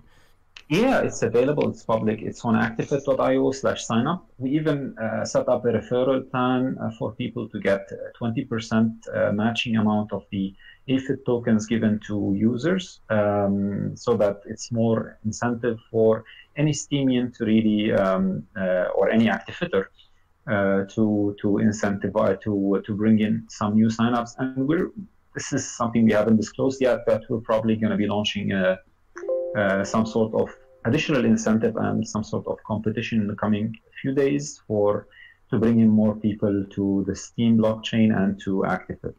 So stay tuned for that. And are you sort of going out and advertising and promoting that in other social media sort of help That is sites? actually the plan, and we're actually preparing some social media campaigns. It's still really fresh, but we're talking about that. We even spoke to different additional tools, different than social media, like airdrop missions and things like that, to see if those will be useful for our purpose. And I think those will be able to give more visibility to both ActiveIt and Steem altogether. That would be good. I mean, are you seeing any sort of initial results already, or is it too early yet? Yeah, we haven't run really the campaigns yet. We're still preparing them. We want to launch them properly to target the proper audience. And hopefully within the coming few days, maybe a couple of weeks, we will be able to launch them and then report on the results. And I think we should have something positive along those lines. Excellent. I look forward to hearing hearing how that goes. And do you have a whole sort of team with you that are sort of working on marketing, or is it primarily? Yeah, definitely. I mean, I have Katerina, who's really handling our social media. We have Alpha Manu, who's also helping with that effort. So we have a couple of people in addition to myself who really trying to work out all the details and plan all the daily social media efforts. I mean, for the last probably a month and a half, we've been posting daily on social media. We've had lots of growth on Twitter, Facebook, Instagram, and all the different channels. That's really helping with the promotion and the propagation of the name ActiveIt, and Steem, of course, to match that. Good. Another thing we've launched, I mean, in parallel, probably yesterday or the day before. I mean, ActiveIt on its website was really about AFIT tokens and what have you. And new people or new signups were just, okay, so we're not really knowledgeable much about Steem, and where does our actual Steem upvotes go? And not everyone knows about Steemit and Busy and all the other interfaces. So we decided, because people are joining ActiveIt on the concept of our website, activeit.io, so we just integrated the Steem wallet details into activeit.io. So now when a new user just goes to their wallet on activeit.io, they'll be able to see their AFIT tokens, their Steem power, their actual Steem, their SVD. They can transfer those. They can claim their pending balance, pending rewards. So yeah, we did all of those things because we really want to make it an easier experience for the new signups. It can become really cumbersome for anyone to just understand. You know, Steemit is probably, as a website, is probably a bit difficult for anyone to grasp, and the whole Steem ecosystem. So we're just trying to make it a smooth and streamlined experience for anyone just to, okay, so I'm here on Steem, what do I do? And do I have to jump between websites just to do things and to tackle aspects? So trying to make it really more seamless in just one place. And next, we're going to have those experiences as well on the app, so that they can do all this functionality from within their mobile and from within the ActiveIt app. Cool. Sounds like exciting times ahead on ActiveIt. Overall, are you happy with the progress that you've made on ActiveIt so far? I mean, is it going according to plan? Yeah, to be honest, I mean, it's been crazy great, if I term it under this umbrella. I mean, we're really excited with the growth. Every day we keep seeing new ActiveIters, new signups, new people joining. I mean, we've even onboarded a new iOS developer. We've been lagging on that front. So finally we got him from outside the blockchain, and we're paying him in fiat. We're trying to invest whatever we're earning and whatever, even our own personal money, just to make sure we are able to progress with getting the proper development and the growth we really want to have and to see on ActiveIt. Yeah, you know, we've probably told you guys before, we've had the Fitbit integration, and now we're working with the Garmin integration, and we're actually working with Garmin on a new concept which would actually allow the early token valuation of our token, the AFIT token, so that people will be able to, this is still really early stage and we haven't announced it yet, but they might be able to purchase Garmin gadgets using AFIT tokens. So, wow. So yeah, that's massive, and we're really happy Garmin were receptive so far, but we haven't really finalized the discussion. It's still really early, and we're really excited to have this going and to really be able to pull that off. That'll be just fantastic for us. Excellent. That sounds good. I've got 3 more people, I think, here to go. We've got Matt Starkers, we've got Disregard, Fia, and High Touch. So yeah, do hang around with Farhat, and we'll chip in as you fancy. Phil, thank you, Farhat. Phil, any big questions that have been going through in the chat that we need to pick up on, or shall I move on to Matt and move on, mate? Yep. Move on to Matt. Yeah. Matt Starkers. Hello. I'm hazarding a guess. You've got a few points to make. Anything? Do I ever shut up? Do you have any things that tickle your fancy that you would like to bring up today? I mean, nothing that's not already been made. Amazing things so far. Thanks very, very much to give Ned a chance in a nice, calm, let's say neutral environment to discuss this stuff. And I think it's calmed a lot of people's nerves. It's also given me the ability to go back to some of my clients and calm their nerves. So that's really, really good. Staying on the kind of topic of the forum, regards to investment.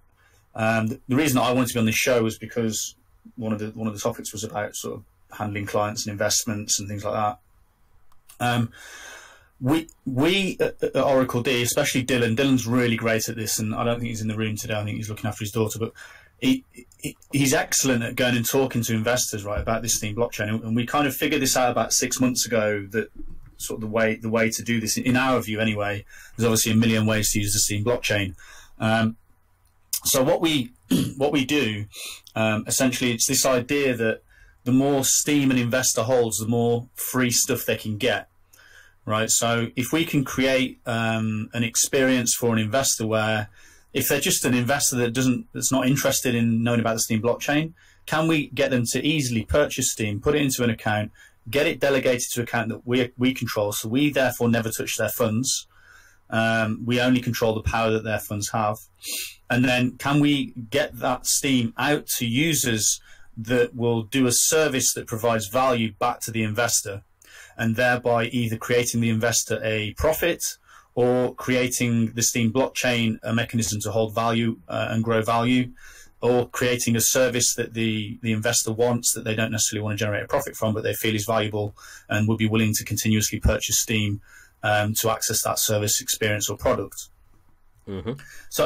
So this is the kind of mentality that I want lots more people to have. I really think this is the way that we make the Steem blockchain sustainable. It's like, okay, we've all had a really great time building these communities, and there's some fantastic communities now coming to fruition on the Steem blockchain. But what are we actually doing about bringing profits in and providing a service to someone that would want to pay for that, either experience or service, or to access that kind of thing? So the problem with that, though, is if you're trying to get large investors in, you can speak to them for 3-6 months at times until you get a contract in place, and then all that has to happen is the wind changes direction and the whole deal falls through the floor, right? So it can be a bit of a pain sometimes. We've brought a couple of larger investors in so far. One was back in May, and we're providing them with a service to create them content. So we go out on Twitter, we go out on the Steem blockchain, we go out on Medium and lots of other places for them, and we continuously blog and tweet about their platform and their product. And it's basically free for them because they are continuously creating new Steem that we're using on their behalf to pay the people that are contributing to the content. So it's this ability to leverage the talents of the Steem community to provide a service for a client, and then have them either hold a large quantity of Steem or pay continuously to access that service.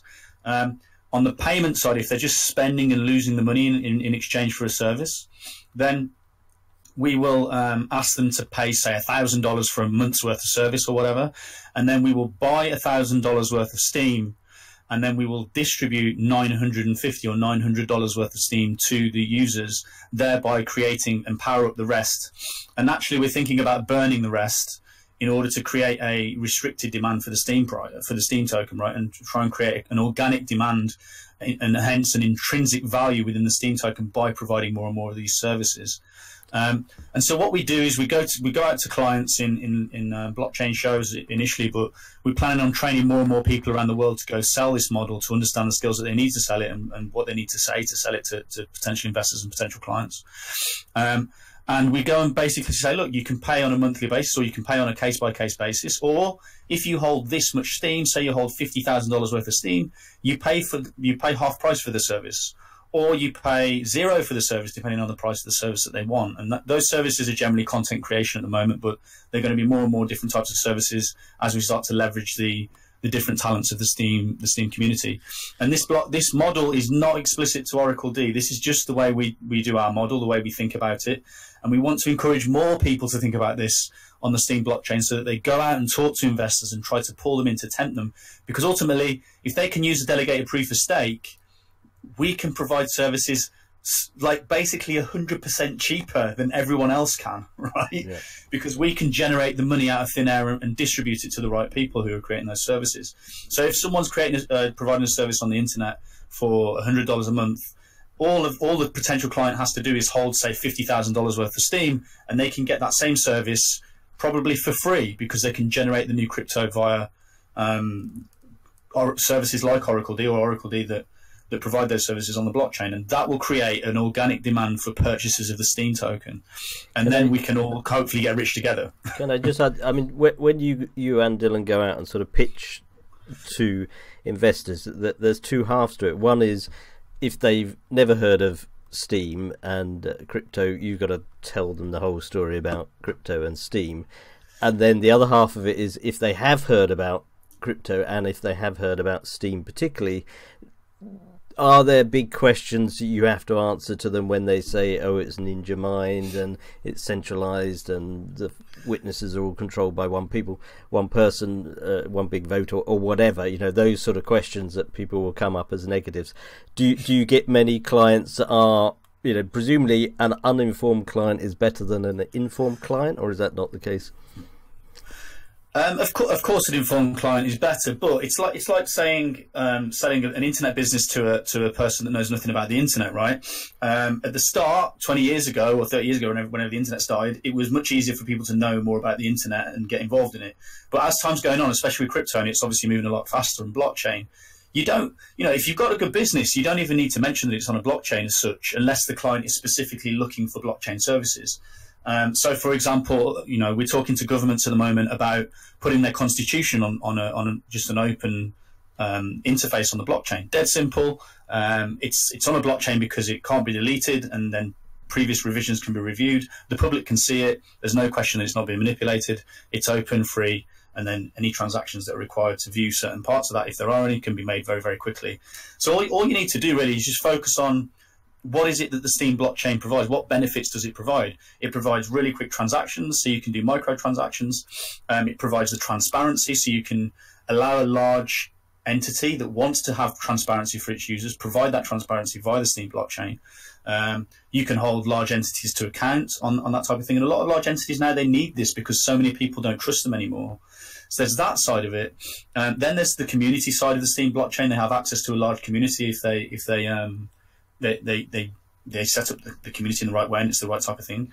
That community can then do services for them. That's the biggest selling point in my view, that we can automate payment systems across the community using the Steem blockchain reward mechanism to provide a service to a client, and they can then generate a profit from that.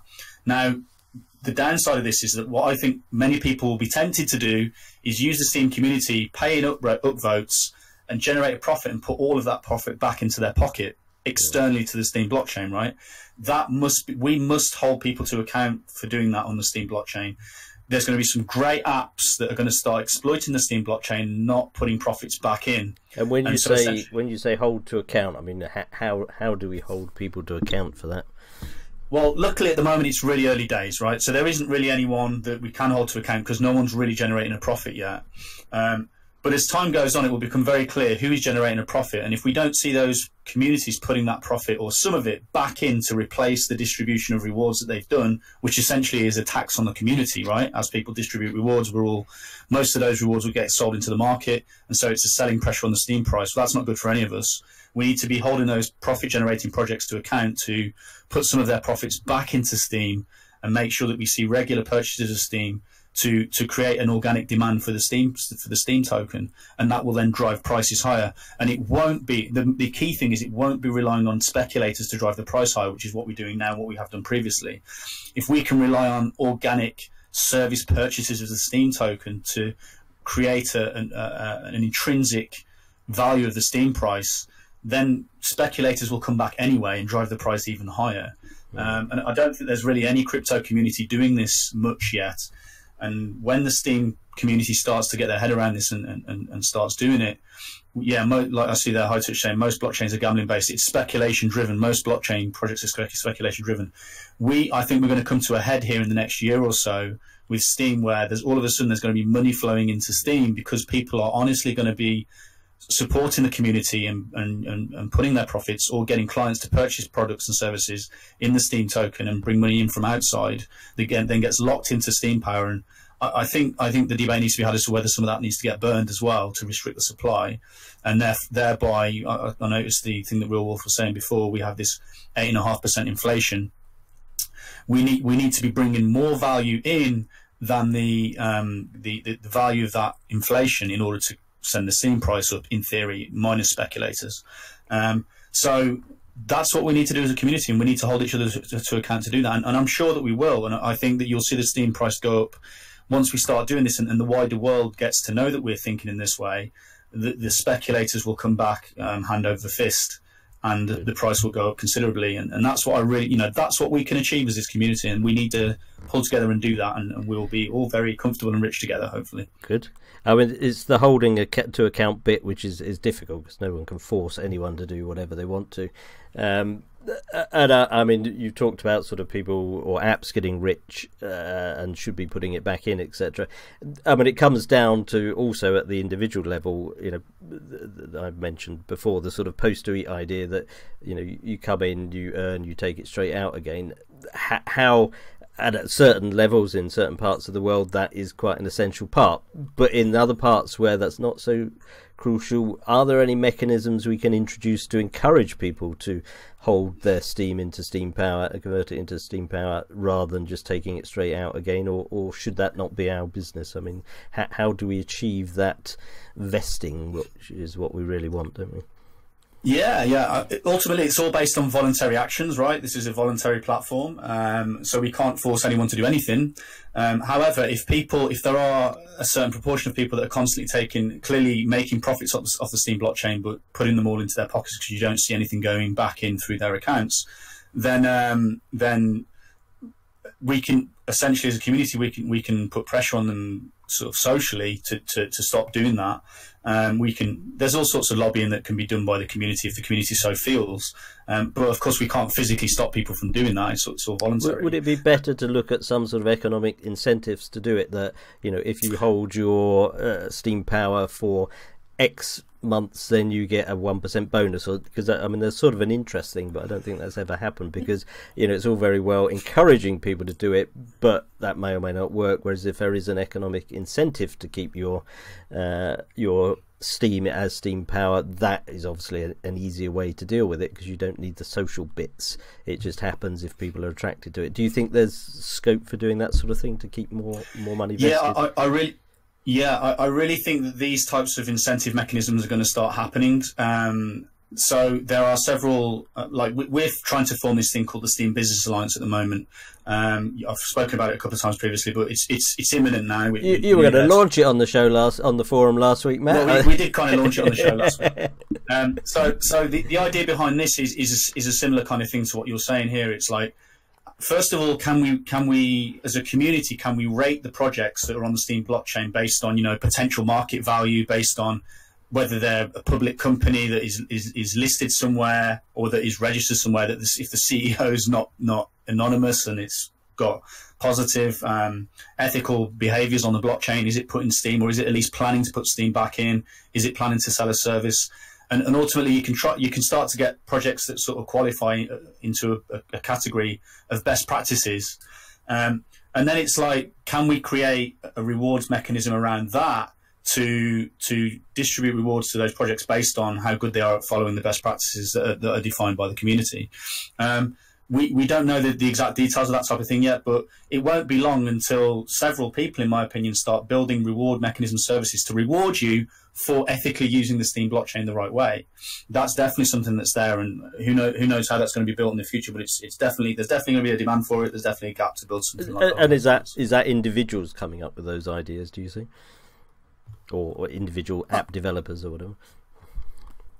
I don't know exactly. It can be both individuals and the community that drives it. If it's a community feature that the whole community is going to take part in, then probably better to drive it via a community mechanism. But again, the Steem blockchain is set up to have competition, and that's also good as well. So as long as the people building it keep the community included and don't do it shady and don't centralize that process, then I'm sure the community will accept it. And and allow that type of reward system for how do you, how good are you at bringing value into the Steem blockchain? Here's a value reward mechanism token, or whatever we're going to call it. That type of thing, I'm sure will happen in the future. Good. Thank you for that, Matt. I'll just hold you there for a minute. We've got two more, High Touch and Disregard Fiat. High Touch, are you ready to speak? Hello. Hi there, High Touch. Yes. If you would like to sort of bring up any points on economics or pick up on any points that Ned raised, and particularly from Fundition's point of view or OnGame's point of view, if there's anything you'd like to add. So I agree with most of things that Matt said, Stalkers. We really need to bring value because we see many other applications or that other blockchains they don't really to try to provide a service as we want to do. They have a different use of the blockchain. Most of them are gamblings. We could maybe even make something like people say about an app on Steam, a gambling app. It could be possible. There is already some, I think. But do we need those people? Do we need to attract those investors and those I don't want those users. They are not really using the blockchain. In fact, they are using the blockchain. They make transactions, but they are not in the same end, I think, as we are now, because we want to give a real utility to the blockchain. That's always I think making the goods is not a choice; it's a mandatory. So we try to make good things, not only based on gambling and things like that. And that's the point of why I love Steem, the blockchain Steem, because it's you have that social layer. We can interact with each other, not only with transactions. We can do many things, and I think it's pretty hard. So we have to find some way to bring investors. Maybe we need some examples. The one or two DApp that are model for that are model to show to investors. To say, look them. They are working. They are on Steam. They make money and things like that. I think the community is ready to be behind those applications. I'm even myself, if I can contribute to any app that has a big potential for Steem, I will do it. So it's not a problem. So we have to see. I was going to say you're involved with the Steem Business Alliance as well, aren't you? Yeah. Mm-hmm. Yeah. So that's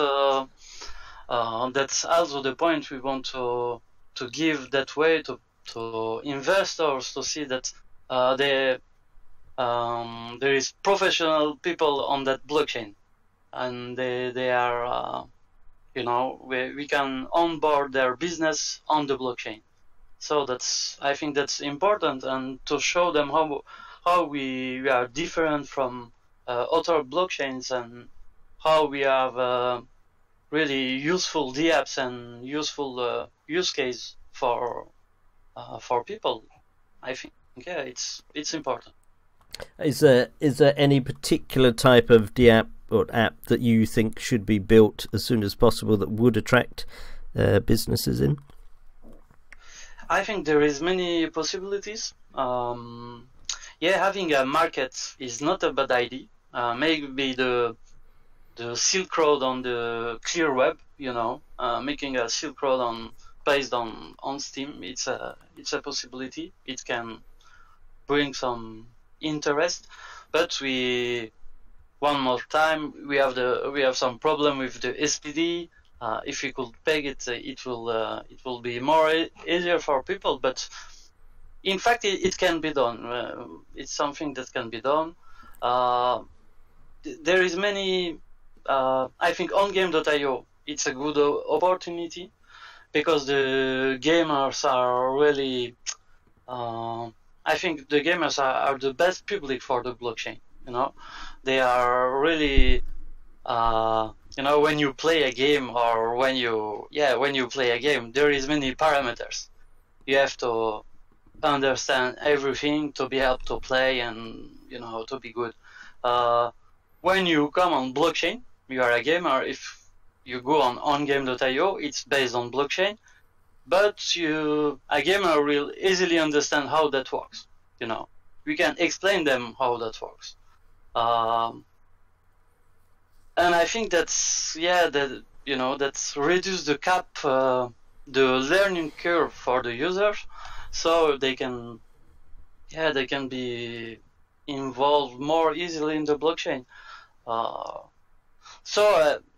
I mean, there is many use cases that can really explode. We could have just a good mobile app, you know, that could be great. I don't see a good mobile app with a real with a real branding.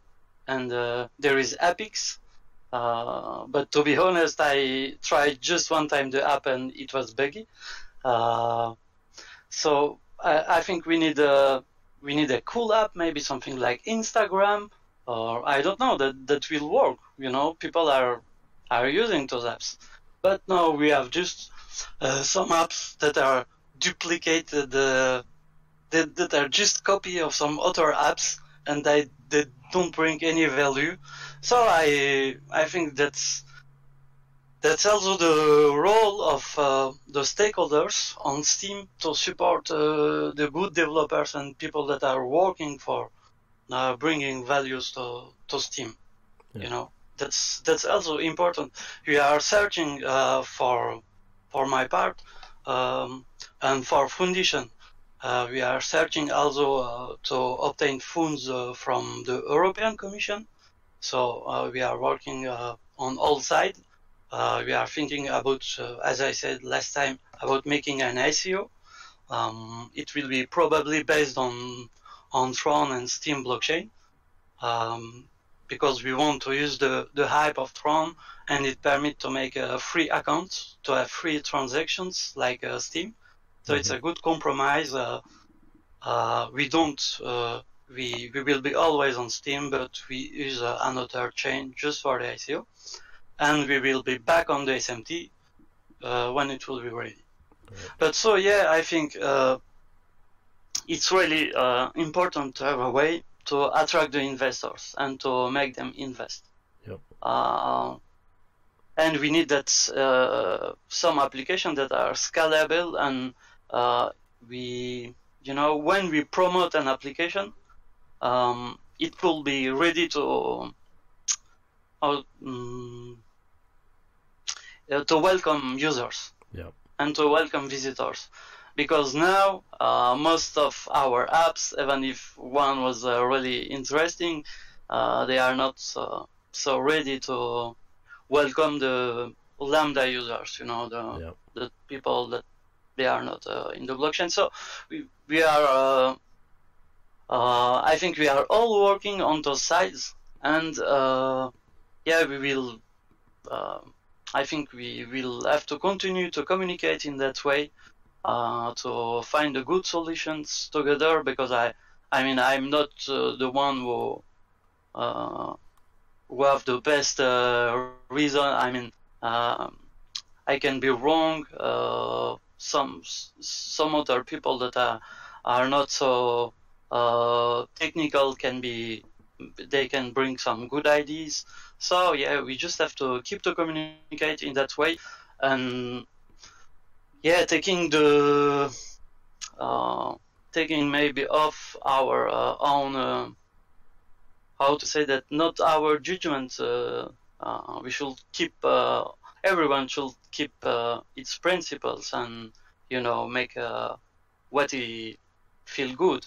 But we should work together and maybe not be so selfish. And, it's funny, in fact, how people was, Ned come here and he made a talk and they was all happy. But Ned is not a devil, you know. He's a cool. I mean, he's a cool guy, but he's also a human like us, like everyone, and he can have some different, you know. I mean, we all have our problems, and that can be, you know. Yeah. Yep. So we'll. Yeah.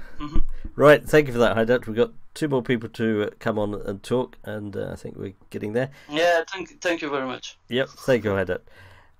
Disregard fear. Are you available to talk? And then we've got Traveller 7761. Howdy, howdy. Hello there. Yeah, if you want to give us a few thoughts on things for a few minutes, either on what Ned said, and not Dan. Dan said other things. Better not mix up Dan and Ned here. What Ned said, or any wider points on Steem economics and attracting investors, etc. Sure, I'll speak a little bit to attracting investors and whatnot, because I guess we're kind of running along the same lines as Stalkers was with Oracle D, looking at businesses to attract to the blockchain and showing them how we can utilize, the things that we can take for granted in the crypto sphere and apply it to their business. And in a lot of cases, take their entire whatever we're replacing and just make it free. Yep, go for it. Tell us your thoughts. So let's see. One of the things happened is SMTs were going to come out, and SMTs did not come out. So, like people like Shred7, myself, have been working on sidechains. Personally, I've been trying to put not just the consensus of balances into a sidechain, but also a kind of maintain a consensus of what each individual person in the network would be doing. And in this case, this would be facilitating open-ended transactions that would currently have to go through a brokerage or a third party, a trusted third party.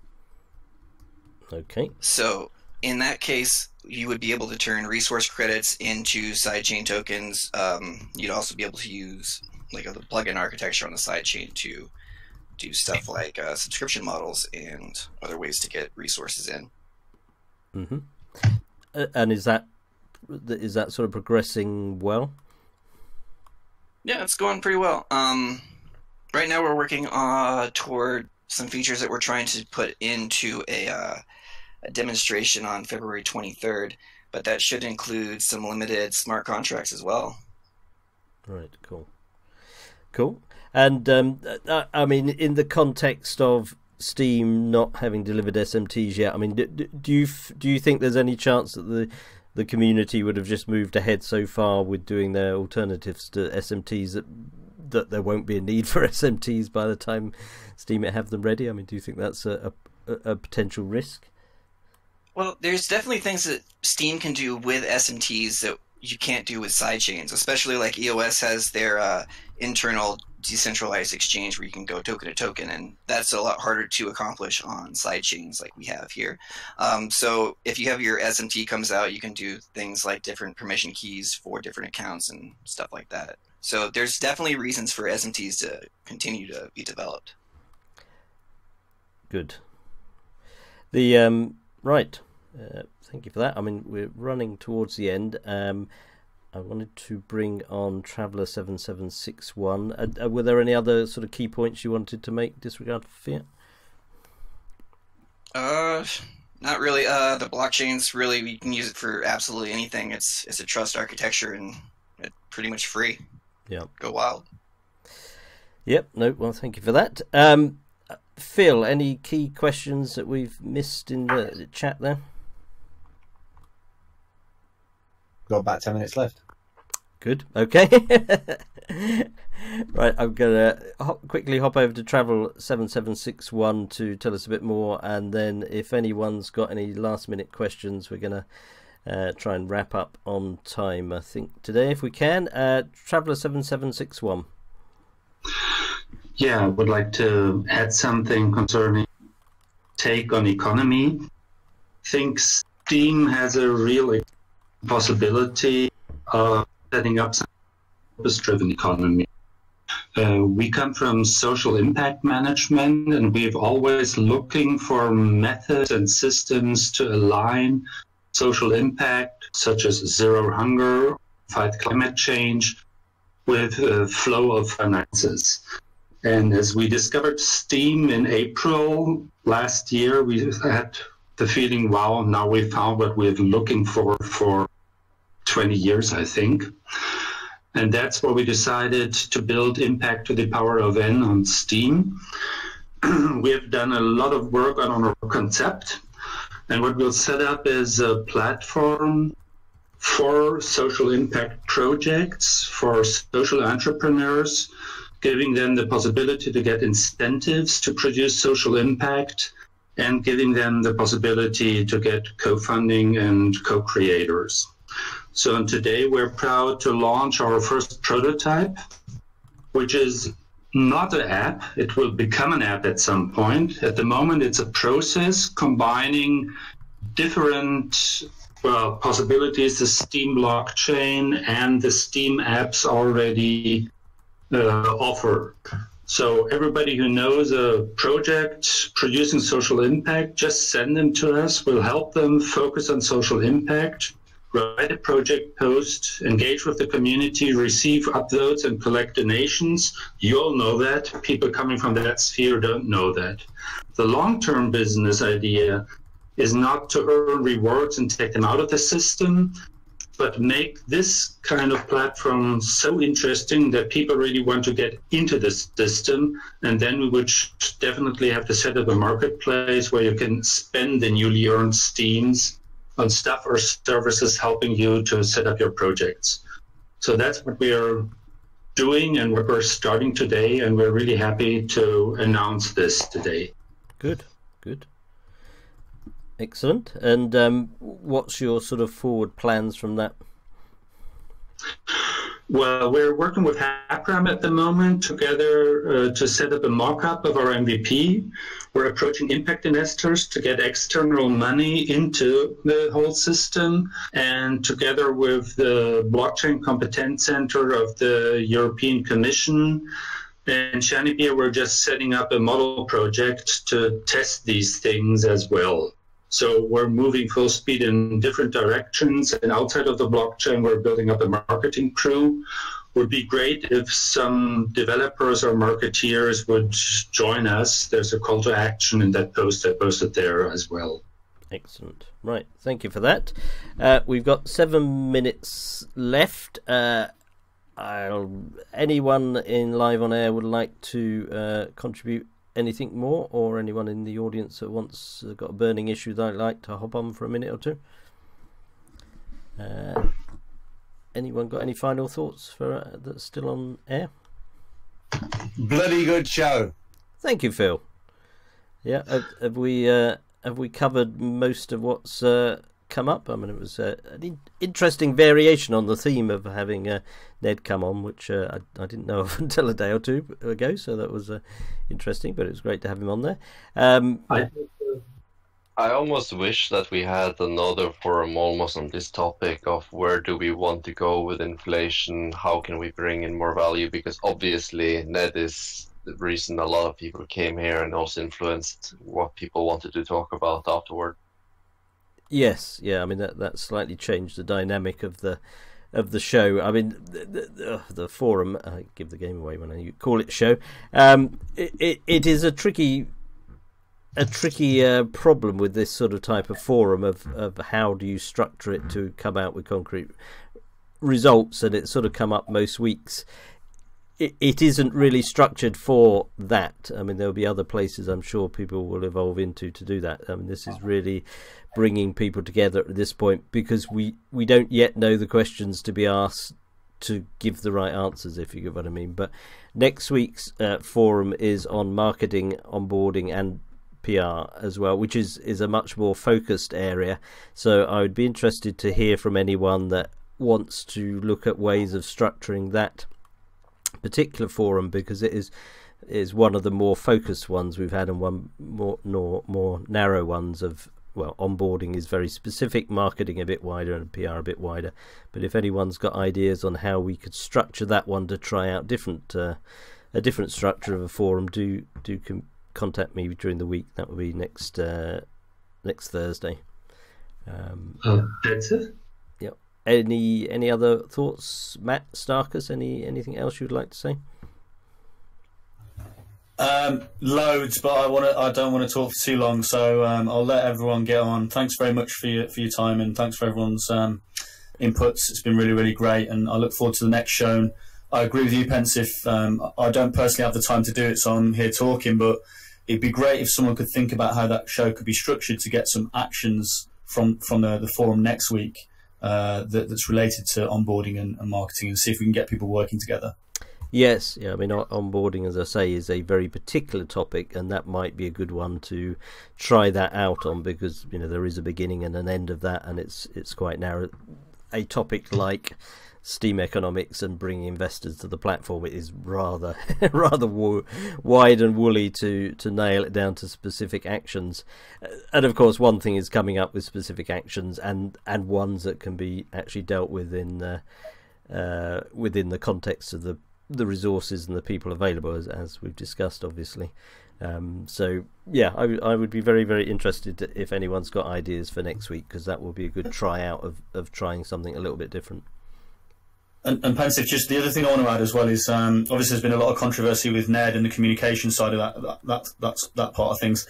This was a really great place for the community to touch base with him, and I'm not saying it always has to happen here, but if we can get these types of situations set up across a range of different time zones and places and rotate a communication with Ned around, that really would help the community and help Ned, because I think Ned felt quite comfortable. He didn't have to do much work here to set this up.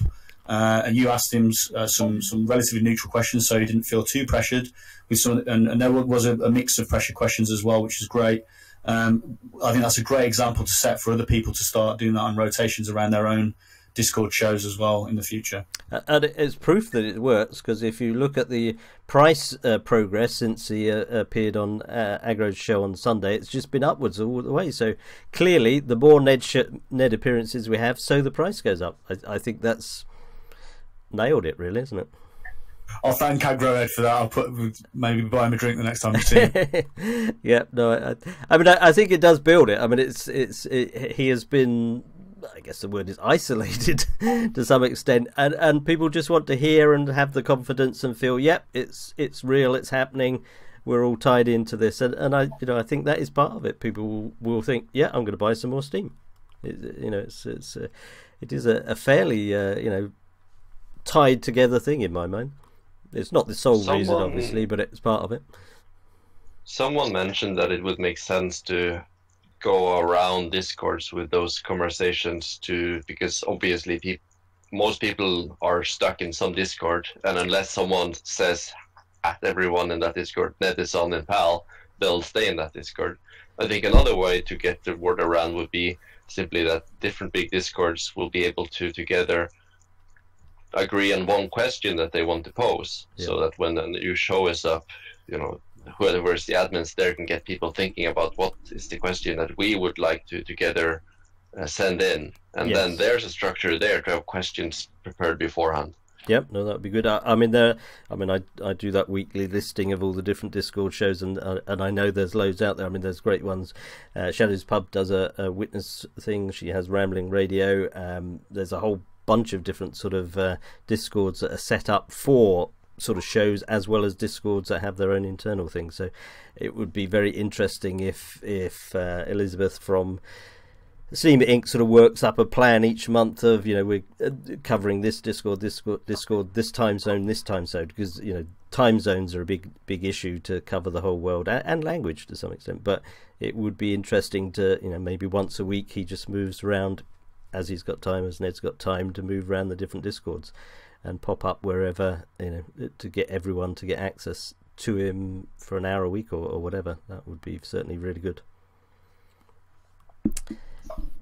Any last thoughts? Well, I think we've reached the magic hour of 11 o'clock in the UK. So if unless anyone's got any other burning points, I'm not sure if we're going to automatically transition or not, but I will thank everyone in the audience. I'm not going to go through everyone's name because there's a lot of people there. So thank you very much, everyone, for coming along. I hope they found the forum useful to hear what's going on, and particularly to hear from Ned. And next week we're on to the topics of onboarding, marketing and PR, which are a bit more focused, and so hopefully we can come up with some ideas to sort of get more concrete outcomes from those, because that's we're sort of homing in on specific issues now rather than the broader topics that we've been covering. So that's next week, and as I say, if anyone would like to win 20 Steem, next week is my 1 year anniversary on MSP, and there's a little contest to guess how many people I've interviewed over the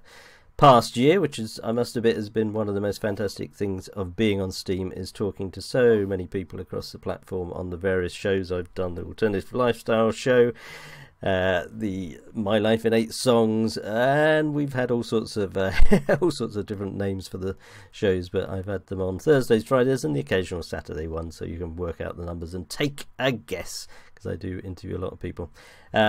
This is being recorded, and I'll get the recording out sometime tomorrow, all being well.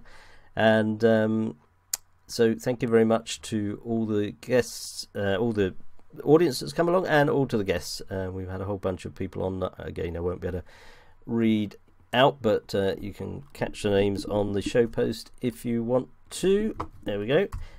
Crim is coming up in, I think it's 2 hours, isn't it, Crimson Clad, I think, with her show. And if anyone, I'll plug myself one more time. There we go.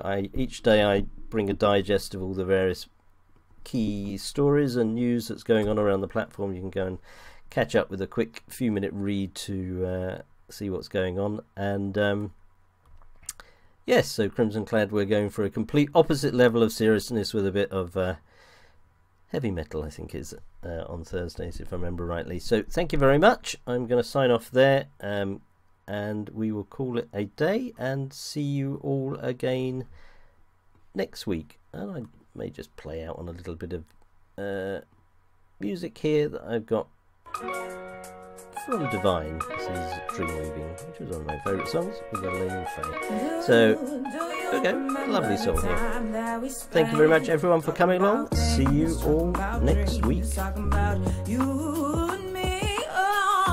Remember the night in December when we stopped time? We were so high, I swear we could reach out and touch the sky. Now we don't even hang around the same scene. So caught up trying to do grown things. I'm 9 to 5 steady haunts our dreams.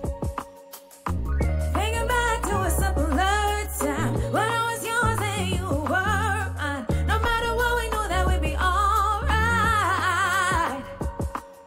What if we could turn back time to 1990? Now would we find it? We knew it all along, though the world told us that we were wrong. We were too young to be in love, to know of love. We knew of love, we were of love, we fell in love.